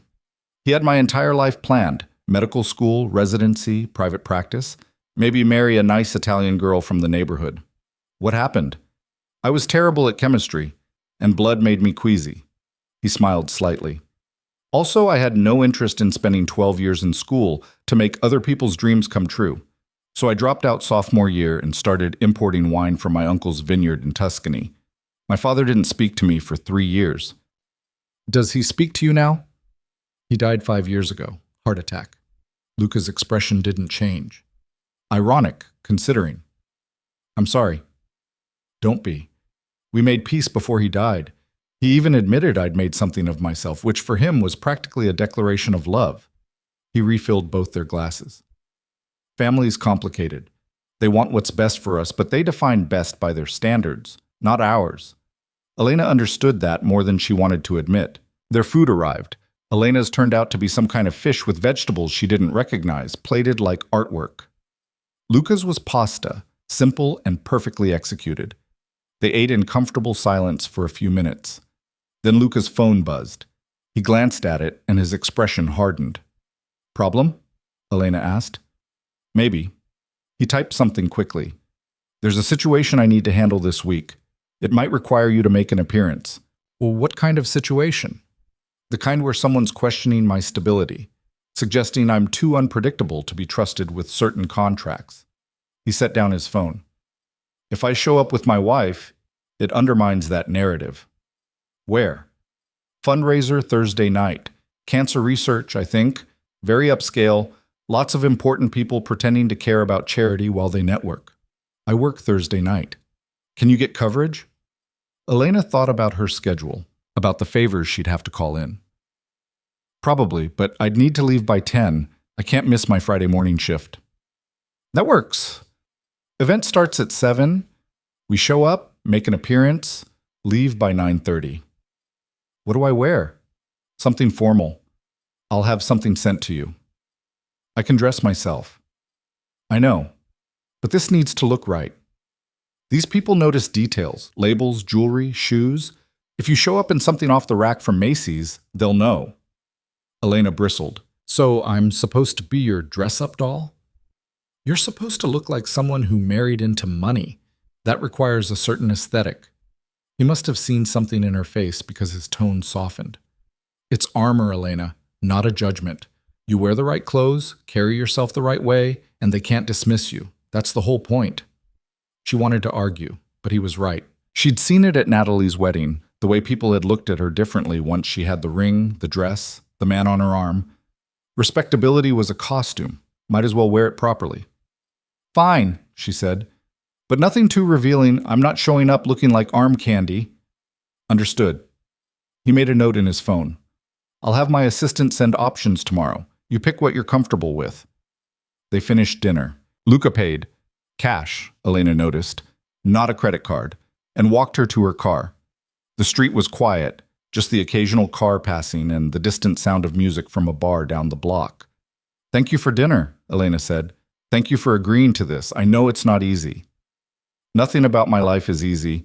At least this way I'm getting paid for the difficulty. Luca smiled. Practical. I like that. Elena unlocked her car. She was halfway in when Luca spoke again. Elena? She turned.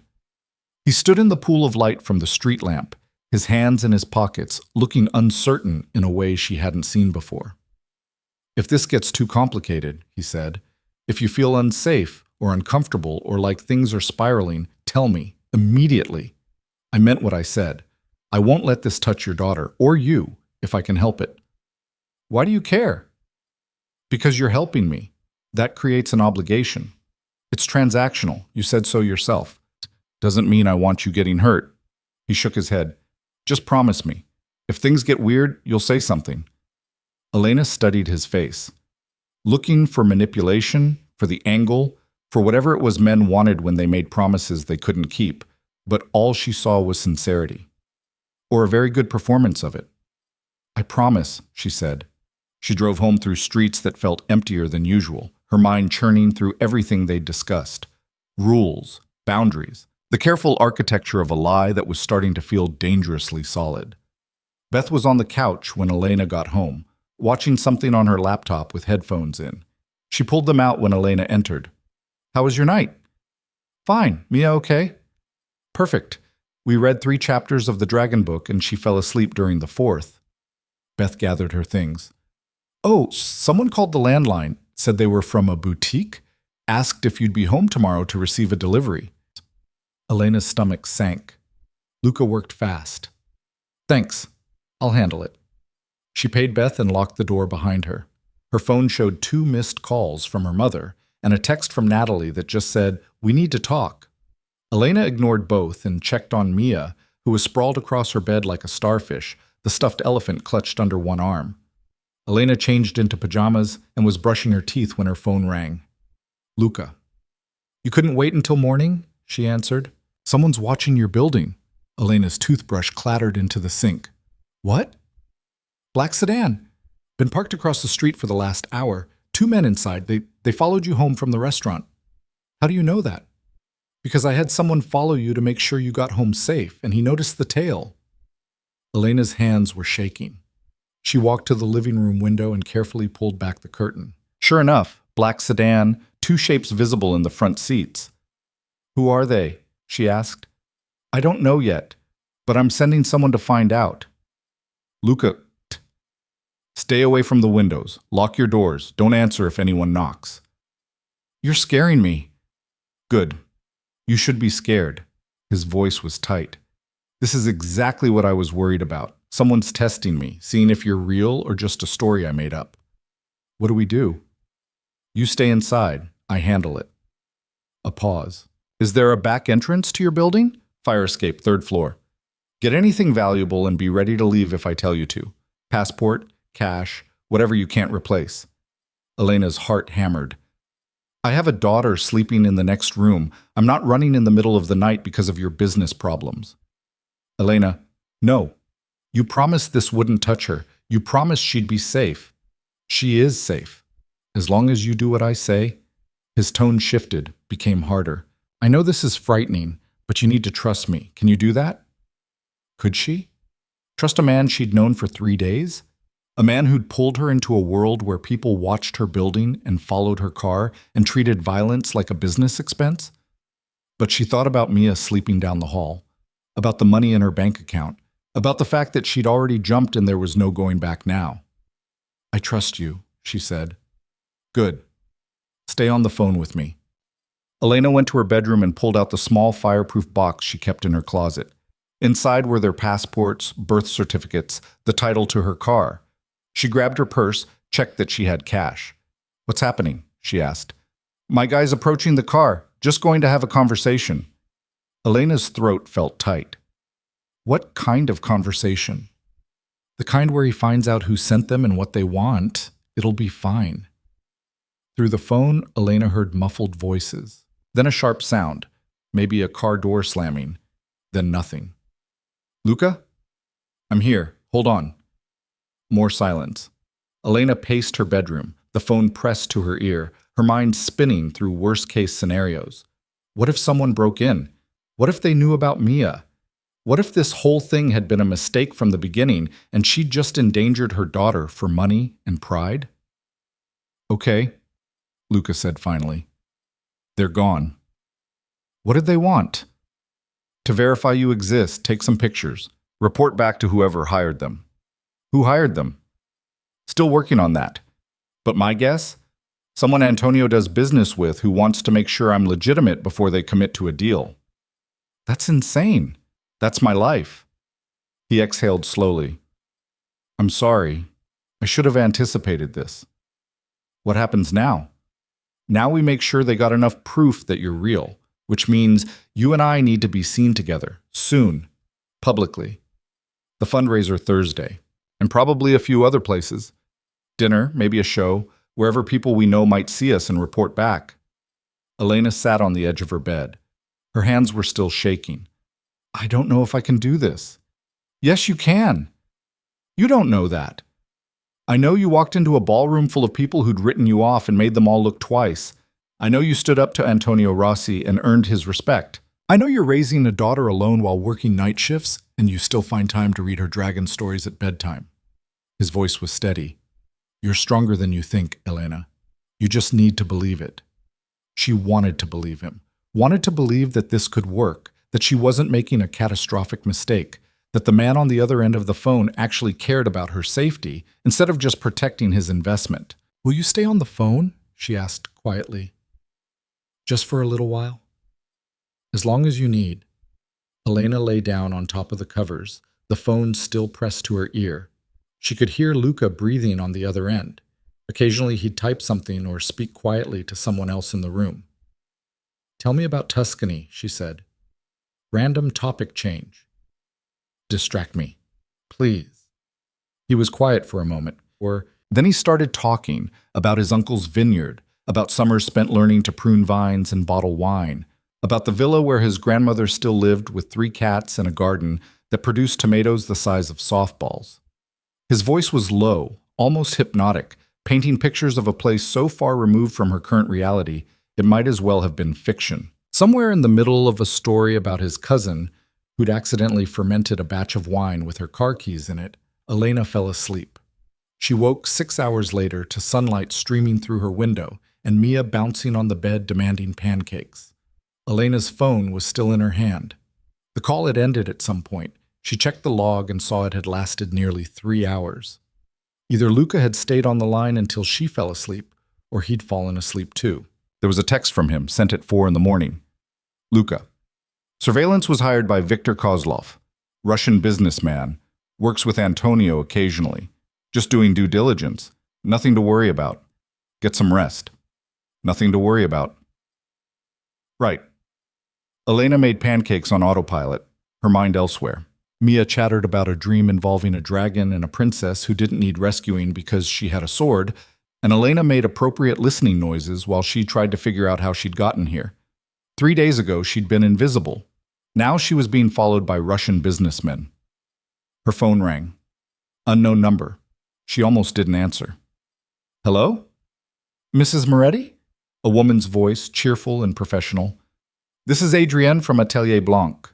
I have several pieces for you to try on. Will you be available this afternoon for a fitting? Elena looked at Mia, who was currently wearing pajamas and syrup. Can it wait until tomorrow? Mr. Moretti requested we expedite this. The event Thursday requires quite a bit of tailoring. Fine. What time? 2 o'clock. I can come to your location. Elena gave her address and hung up.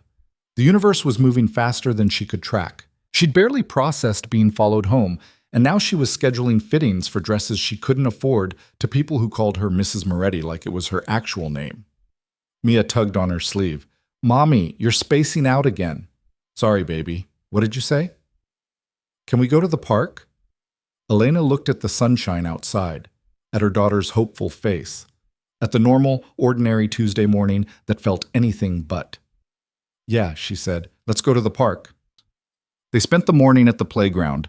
Mia made friends with another little girl, and they took turns on the slide while Elena sat on a bench and tried not to scan the parking lot for black sedans. Her phone buzzed periodically.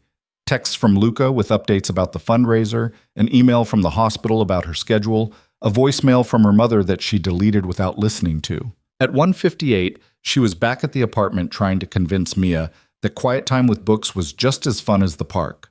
When the buzzer rang, Adrienne turned out to be a tiny French woman with silver hair and an eye that could probably spot uneven hems from orbit. She arrived with 3 garment bags and a tackle box full of tailoring supplies. Pleasure to meet you, Mrs. Moretti, she said, breezing past Elena into the living room. Mr. Moretti has excellent taste. These pieces will be stunning on you. Elena glanced at Mia, who was watching from the couch with wide eyes. Can we do this in my room? Elena asked. Of course. Adrienne set up in Elena's bedroom while Mia returned to her books. The first dress was black, simple, elegant in a way that probably cost thousands of dollars. The second was navy blue with delicate beading along the neckline. The third was deep green silk that made Elena's skin look like it had never seen the inside of a hospital. "This one," Adrian said, studying Elena in the green dress. "Yes, perfect for your coloring." "It's beautiful." "It's Valentino. Of course it's beautiful."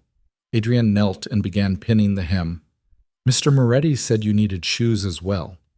I took the liberty of bringing options." She pulled out 4 boxes. Elena tried on all of them and settled on simple black heels that were surprisingly comfortable. "Jewelry?" Adrian asked. "I have the ring. Not enough. You'll need earrings at minimum. Perhaps a bracelet." She made notes on her phone. "I'll coordinate with Mr. Moretti." "That's really not necessary." "Mrs. Moretti." Adrian looked up from her pins. "When you walk into that fundraiser, every woman in the room will assess you in approximately 3 seconds. They will look at your dress, your jewelry, your posture, and they will decide whether you belong there. I am making sure they decide correctly." Elena thought about the women at Natalie's wedding, the ones who'd called her pathetic while she sat 10 feet away.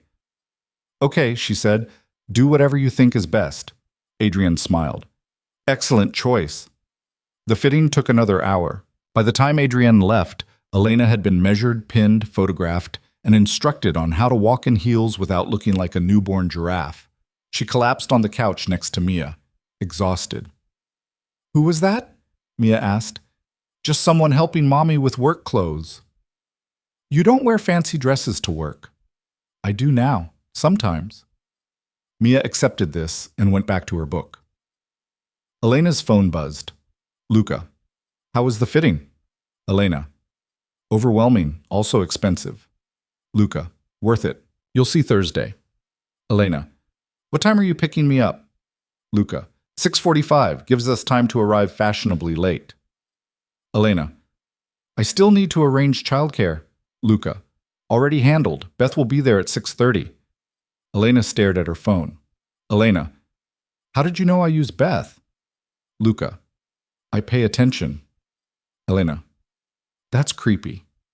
Luca, "That's thorough. There's a difference."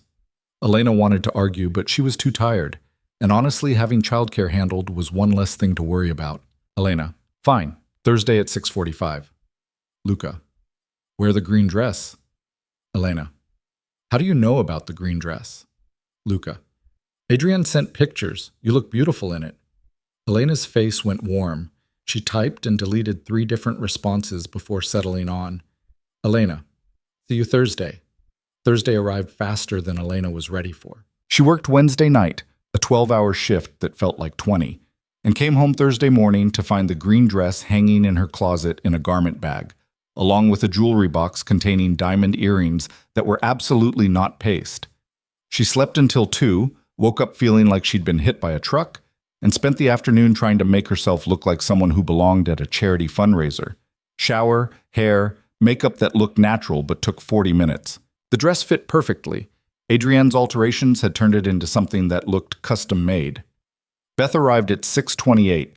Elena went over Mia's bedtime routine twice, confirmed Beth had her number, and was mid-sentence about the nightlight when the buzzer rang.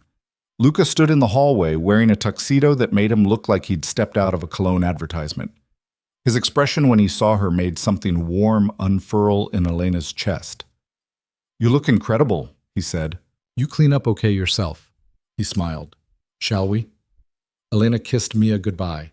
Her daughter barely looked up from the puzzle she and Beth were working on, and followed Luca to the elevator. His car was parked out front. Not the sedan from the wedding, but something sleeker, lower to the ground. He opened her door and she slid in, the leather seat cool against her back. They drove through the city in comfortable silence. Elena watched the buildings pass, the evening light turning everything golden. She felt like she was playing dress-up, like any moment someone would recognize her as the pediatric nurse from Logan Square who was pretending to be someone important. "You're nervous," Luca said. "Terrified, actually." "Don't be. You already did the hard part at the wedding. Tonight's just a repeat performance. Except these people actually know you. They'll ask questions. Let them ask. We have answers." He glanced at her. "Remember, We met 6 months ago at a hospital fundraiser. I was there representing my foundation. You were working the event as a nurse volunteer. We talked about pediatric care. I asked you to dinner. 6 weeks later, I proposed. Your foundation?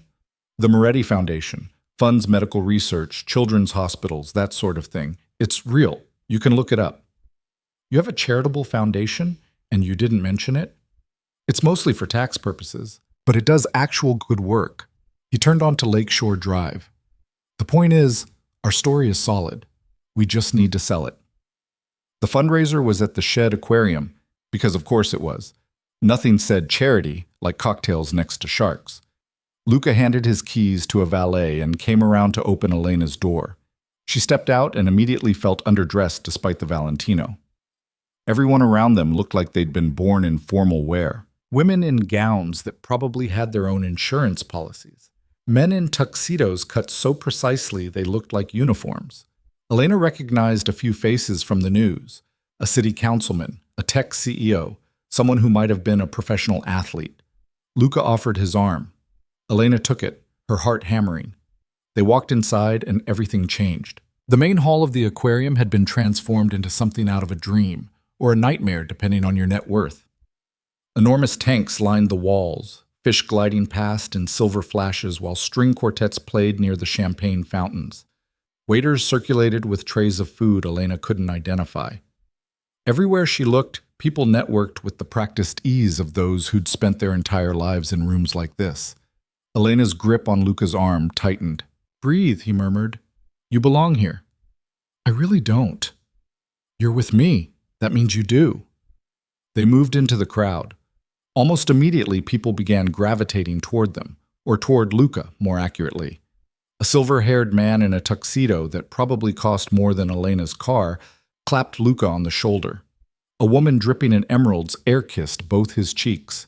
Everyone wanted a moment, a word, an acknowledgement, and every single one of them looked at Elena like a puzzle they were trying to solve. "Luca, darling," a woman in crimson said, appearing at his elbow with the precision of a heat-seeking missile. "I didn't know you were bringing a date." "Not a date," Luca said smoothly. "My wife. Elena, this is Veronica Chen. She sits on the board of the Cancer Foundation hosting tonight." Veronica's perfectly maintained eyebrows rose fractionally. "Wife? How lovely.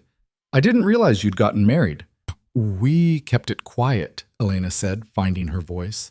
"You know how it is with these public events. Everything becomes a spectacle." "How wise." Veronica's smile didn't reach her eyes. "And what do you do, Elena?" "I'm a pediatric nurse at Children's Memorial." "Oh."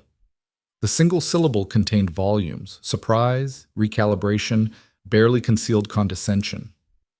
"How noble. Luca, you always did have a soft spot for charity cases." The words landed like a slap. Elena felt Luca tense beside her. "Elena saves children's lives," he said, his tone pleasant, but edged with steel. "What exactly do you do, Veronica?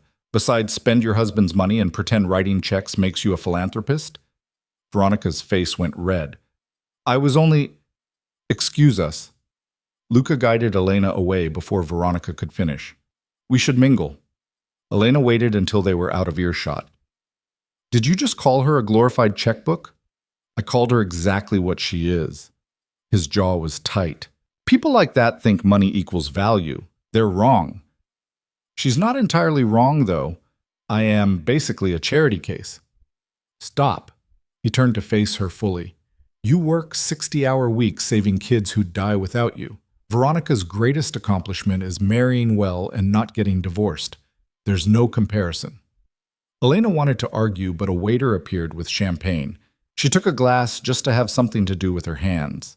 They made their way through the crowd. Luca introduced her to at least 24 people. Investors, business associates, socialites whose names Elena forgot immediately. She smiled, shook hands, repeated their fabricated love story until it started feeling almost true. Then she saw him. Viktor Kozlov stood near one of the large tanks, watching a shark circle with the kind of attention most people reserved for art museums. He was broad-shouldered, maybe 50, with silver hair and a face that looked like it had seen things Elena didn't want to imagine. "That's him," she whispered to Luca. The Russian who had me followed. I know, he's been watching us since we arrived. What do we do? We go talk to him. Luca's hand found hers, lacing their fingers together. Remember, you're my wife. Act like it. They approached Victor with the confidence of people who had nothing to hide. He looked up as they drew near, his expression unreadable. Moretti, he said. His accent was thick, vowels clipped. You brought the mystery woman.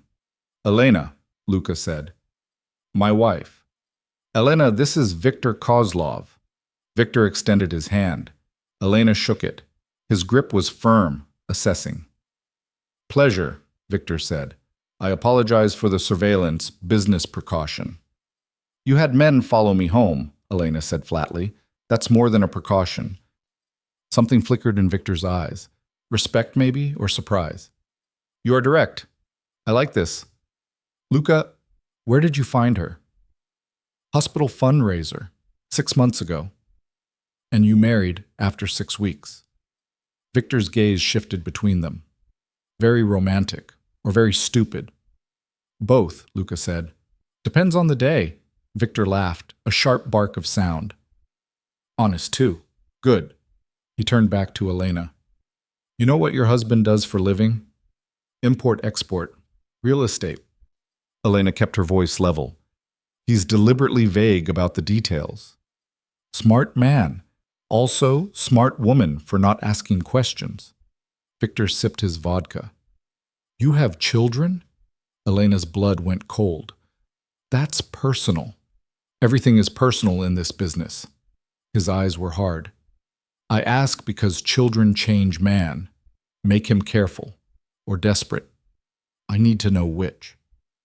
She has a daughter, Luca said before Elena could respond. 4 years old, from previous marriage. And you are a good stepfather? I haven't met her yet, Luca said. We're taking it slow, making sure the foundation is solid before involving a child. Victor studied them both for a long moment. Then he nodded. This is good answer. Responsible. He pulled out his phone and typed something. I am satisfied. You can tell Antonio we have deal. Just like that? Elena asked. Just like that. I wanted to see if you were real or convenient fiction. You are real, I can tell. Woman who lets man use her as prop does not challenge him in public. You challenged me. This means you have spine. Means Luca chose well. He raised his glass. To marriage. May it be profitable for all involved. He walked away, leaving Elena and Luca standing by the shark tank. Did that just happen? Elena asked. We passed the test. There was a test? There's always a test. Luca's hand was still in hers. You did well. I told a Russian crime boss that having me followed was invasive. And he respected you for it, see? Natural. Elena started laughing, slightly hysterical, running on adrenaline and champagne. This is insane. This whole thing is completely insane. Welcome to my world. They stayed another hour working the room, being seen. Elena's feet hurt from the heels and her face ached from smiling, but she kept going. This was the job. This was what she'd agreed to. Around 9:15, Luca steered them toward the exit. They were almost to the door when someone called Elena's name. She turned. Marcus stood 10 feet away, the blonde woman from Natalie's wedding on his arm. He looked drunk and angry, a combination Elena knew too well. Elena, he said again. Fancy seeing you here. Marcus, this is a surprise. Is it? He moved closer, swaying slightly. Seems like you've been full of surprises lately. Secret husband, fancy dresses, moving in different circles. We should go, Luca said quietly. No, let's hear what he has to say. Elena kept her voice steady. You have something to tell me, Marcus? Just wondering how you afford all this on a nurse's salary. Nice dress, expensive jewelry. His eyes were mean. Makes a man wonder what you're doing to earn it. The implication was clear, ugly. Luca moved before Elena could react, stepping between them with controlled precision. Finish that sentence and I'll break your jaw. Luca, Elena said, don't. Listen to your meal ticket, Marcus sneered. She's good at avoiding conflict. Probably why she couldn't keep me interested. You left because you were a coward, Elena heard herself say. Because being a father was harder than running away. Don't rewrite history to make yourself feel better about abandoning your daughter. I didn't abandon. You see her twice a year. You pay child support when you remember. You forgot her birthday last month. Elena's voice was rising now, months of suppressed anger spilling out. You don't get to stand here and judge how I support the child you couldn't be bothered to raise. The blonde woman tugged on Marcus's arm. We should go. Yeah, Marcus said. We should. Before I say something I regret. Too late, Luca said pleasantly. You already did. Now leave before I make you. Marcus opened his mouth, closed it, seemed to register that Luca was bigger, sober, and very willing to make good on his threat. He left, the blonde woman hustling him toward the coat check. Elena realized she was shaking. Come on, Luca said gently. Let's get you out of here. He led her outside. The cool night air hit her face like a blessing. She leaned against the building, breathing hard. I'm sorry, she said. I shouldn't have engaged with him. You had every right to defend yourself. I almost blew our cover, getting emotional like that. Elena. Luca waited until she looked at him. You were defending your daughter. Anyone who matters will understand that. Anyone who doesn't isn't worth worrying about. The valet brought Luca's car around.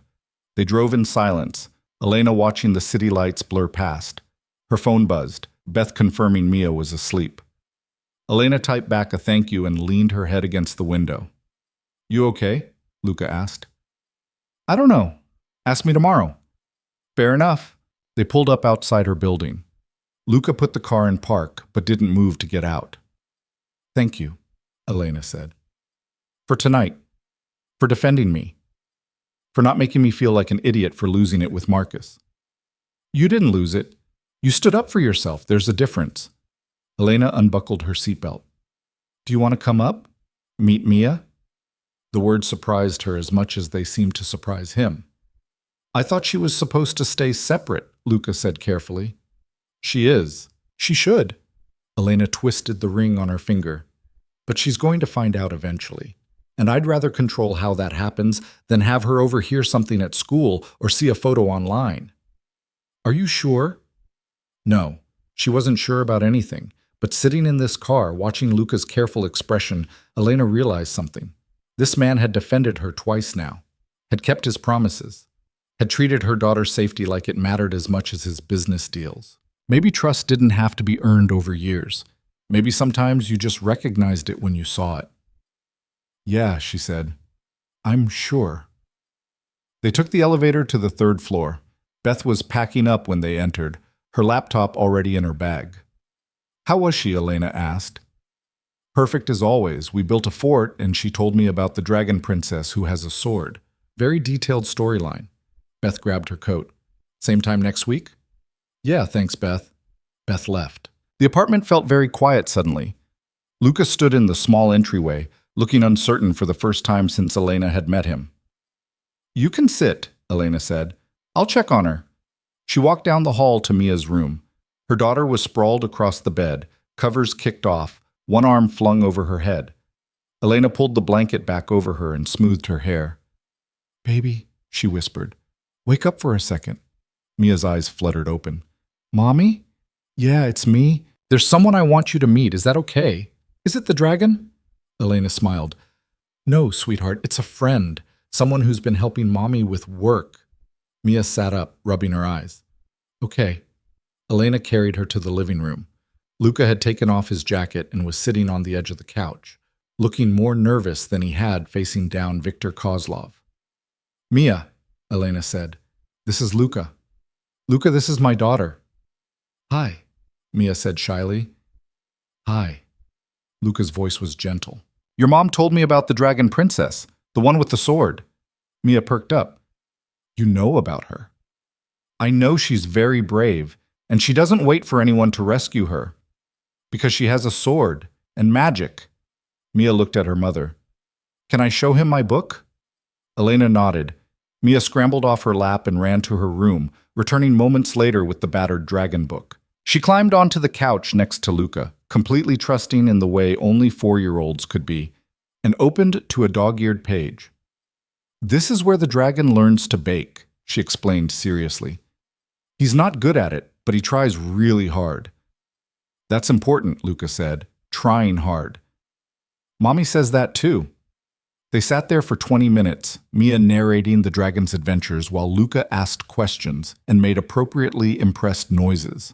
Elena watched from the kitchen, her chest tight with something she couldn't name. Eventually, Mia's eyes started drooping. Elena carried her back to bed, tucked her in, kissed her forehead. Is Luca nice? Mia mumbled, already half asleep. Yeah, baby, he's nice. Good. I like him. When Elena returned to the living room, Luca was standing by the window, looking out at the city lights. She's great, he said. You're doing an amazing job with her. Most days I'm just trying not to screw her up too badly. That's all any parent does. He turned to face her. Thank you for trusting me with this. Don't make me regret it. I won't. They stood there in the dim living room, the city humming outside, the weight of the evening settling around them. I should go, Luca said finally. Let you get some sleep. Yeah. He moved toward the door. Elena followed. He was halfway into the hallway when she spoke. Luca? He turned. This arrangement we have.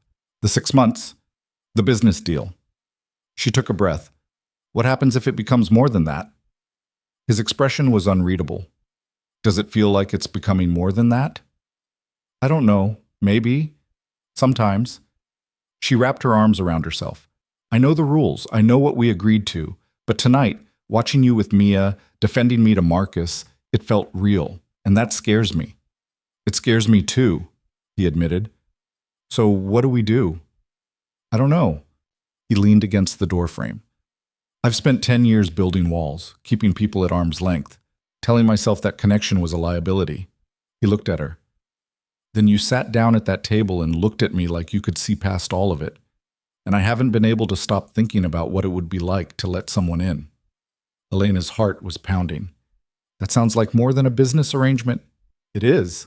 He stepped closer. But only if you want it to be. I have a daughter. A complicated life. An ex-husband who's a disaster.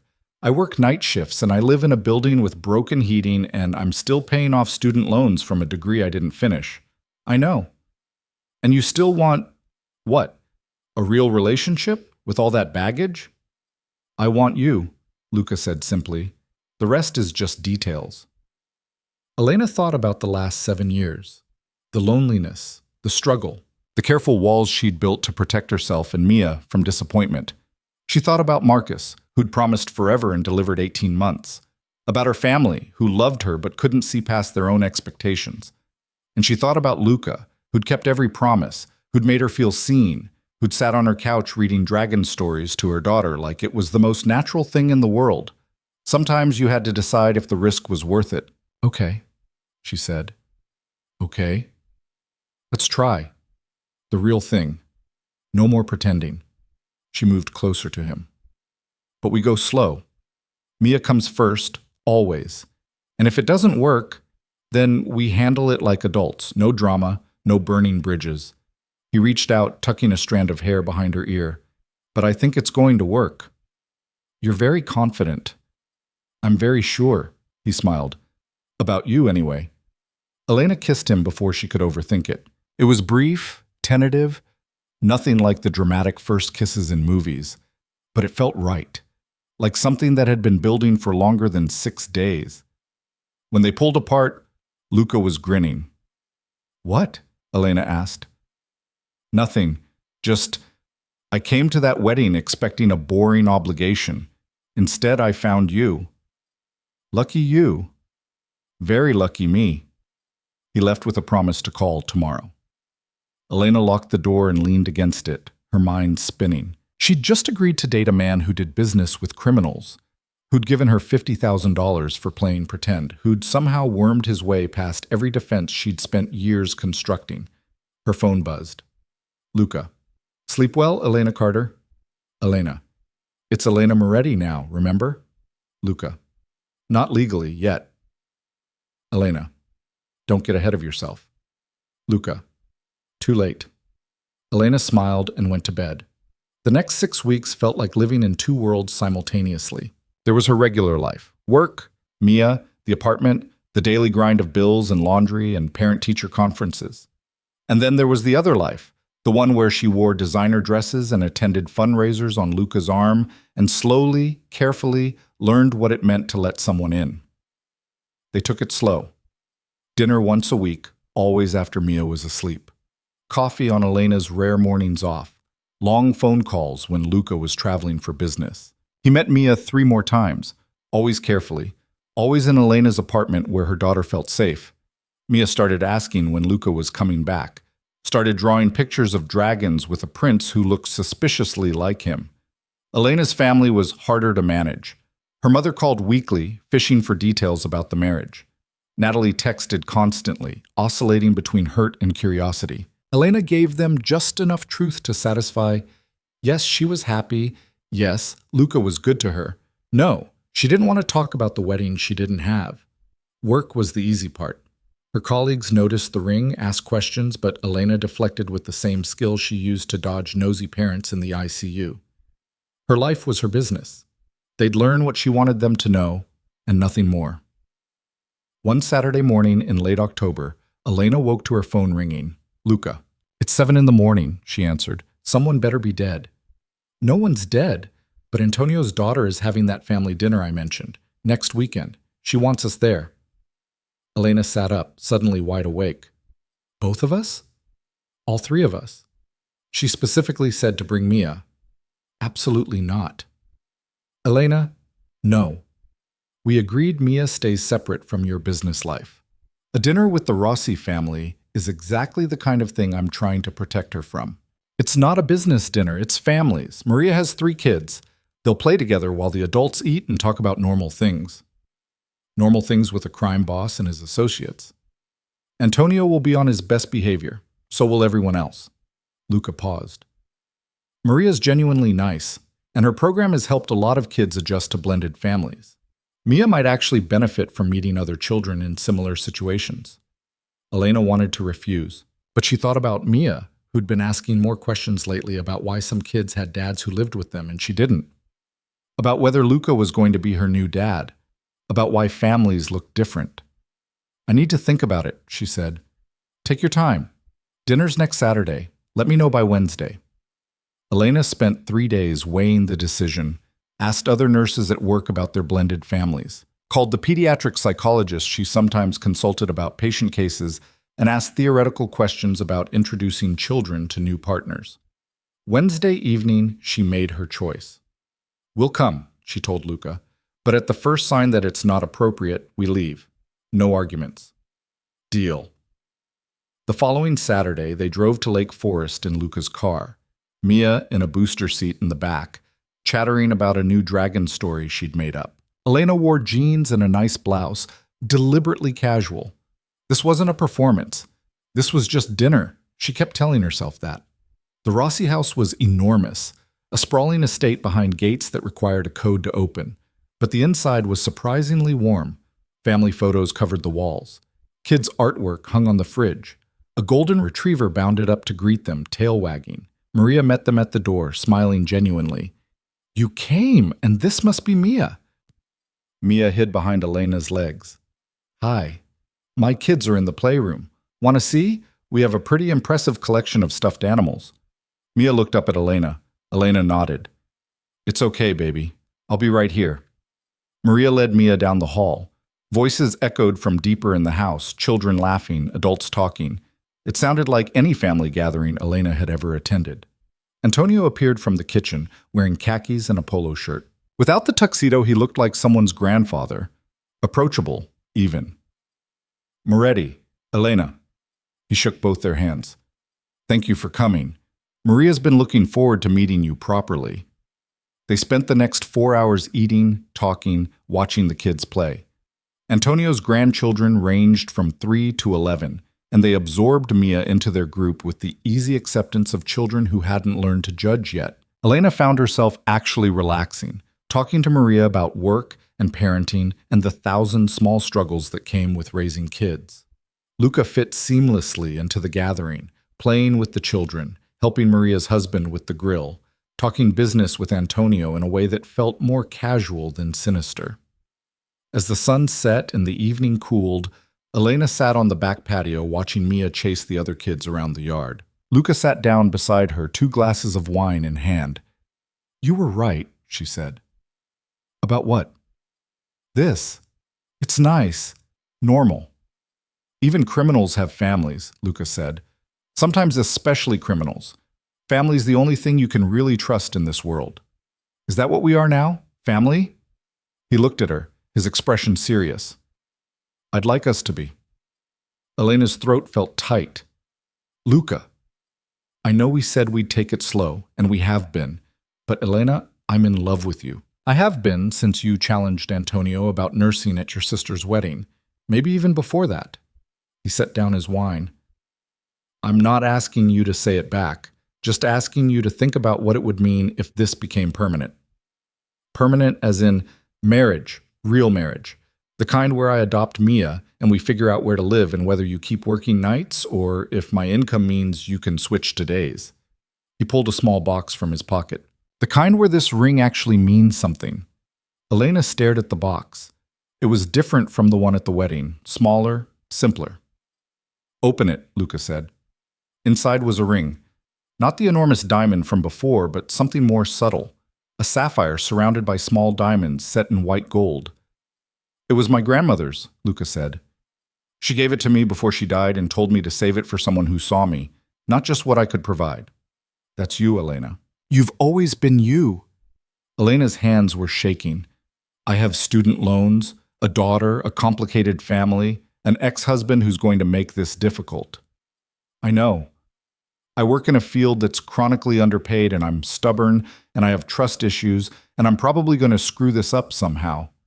I'm counting on it." He smiled. "Elena, I'm not asking for perfect. I'm asking for real. For the messy, complicated, sometimes frustrating reality of building a life with someone who matters. You matter. Mia matters. Everything else we can figure out." Elena looked across the yard. Mia was laughing, her face flushed with joy, playing with children who'd accepted her without question. She looked happy, safe, like she belonged. Elena thought about the last 7 years, about doing it alone because she'd been too proud or too scared to let anyone help, about the walls she'd built that had kept her safe but also kept her lonely. Sometimes the bravest thing you could do was let someone in. "Ask me," she said.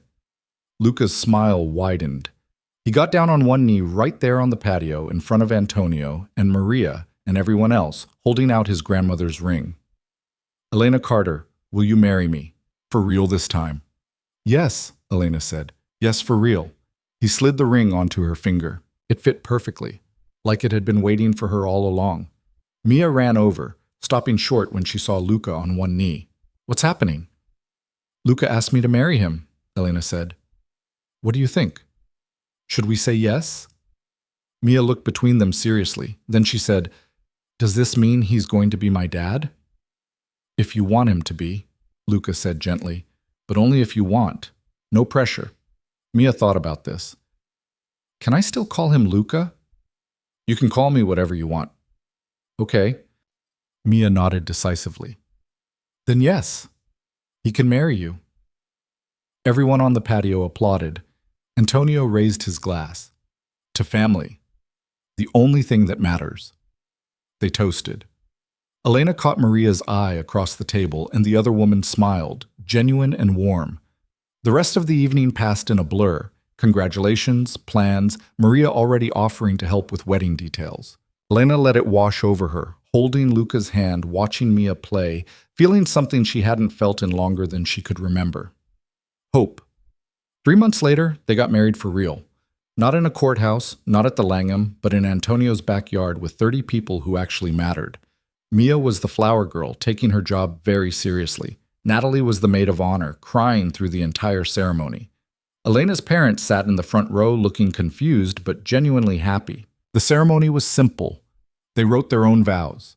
Elena promised to trust him with the messy, complicated reality of her life. Luca promised to love her and Mia with the same fierce protectiveness he brought to everything else he cared about. When they kissed, Mia cheered louder than anyone. The reception was chaotic in the best way. Kids running everywhere, adults laughing, Marcus hadn't been invited, and Elena didn't miss him for a second. This was her family now. Chosen, complicated, imperfect, real. Later that night, after Mia had fallen asleep in one of Maria's guest rooms and the last guests had left, Elena and Luca sat on the patio where he'd proposed. The ring on her finger caught the moonlight. "No regrets?" Luca asked. "A few," Elena admitted. "But none about this." "Good." He pulled her closer. "Because you're stuck with me now." "For better or worse?" "Probably both," Elena laughed. She thought about the woman who'd sat alone at table 19 6 months ago, invisible and dismissed. That woman felt like a stranger now. Or maybe just a previous version of herself, someone who'd been waiting to become who she was always meant to be. "Hey, Luca." "Yeah?" "Thank you for seeing me when everyone else looked away. Thank you for letting me in when you had every reason to keep me out." He kissed her forehead. "We make a good team." They did. Against all odds, against all logic, they actually did. Elena Carter, now Elena Moretti for real, had learned something important over the past 6 months. Sometimes the biggest risks led to the greatest rewards. Sometimes the person you needed walked into your life when you least expected it. And sometimes, when you were brave enough to stop being invisible, the whole world shifted to make room for you. She was done being invisible. She was done apologizing for existing. She was done letting other people decide what her life should look like. From now on, she was writing her own story. And it was just beginning.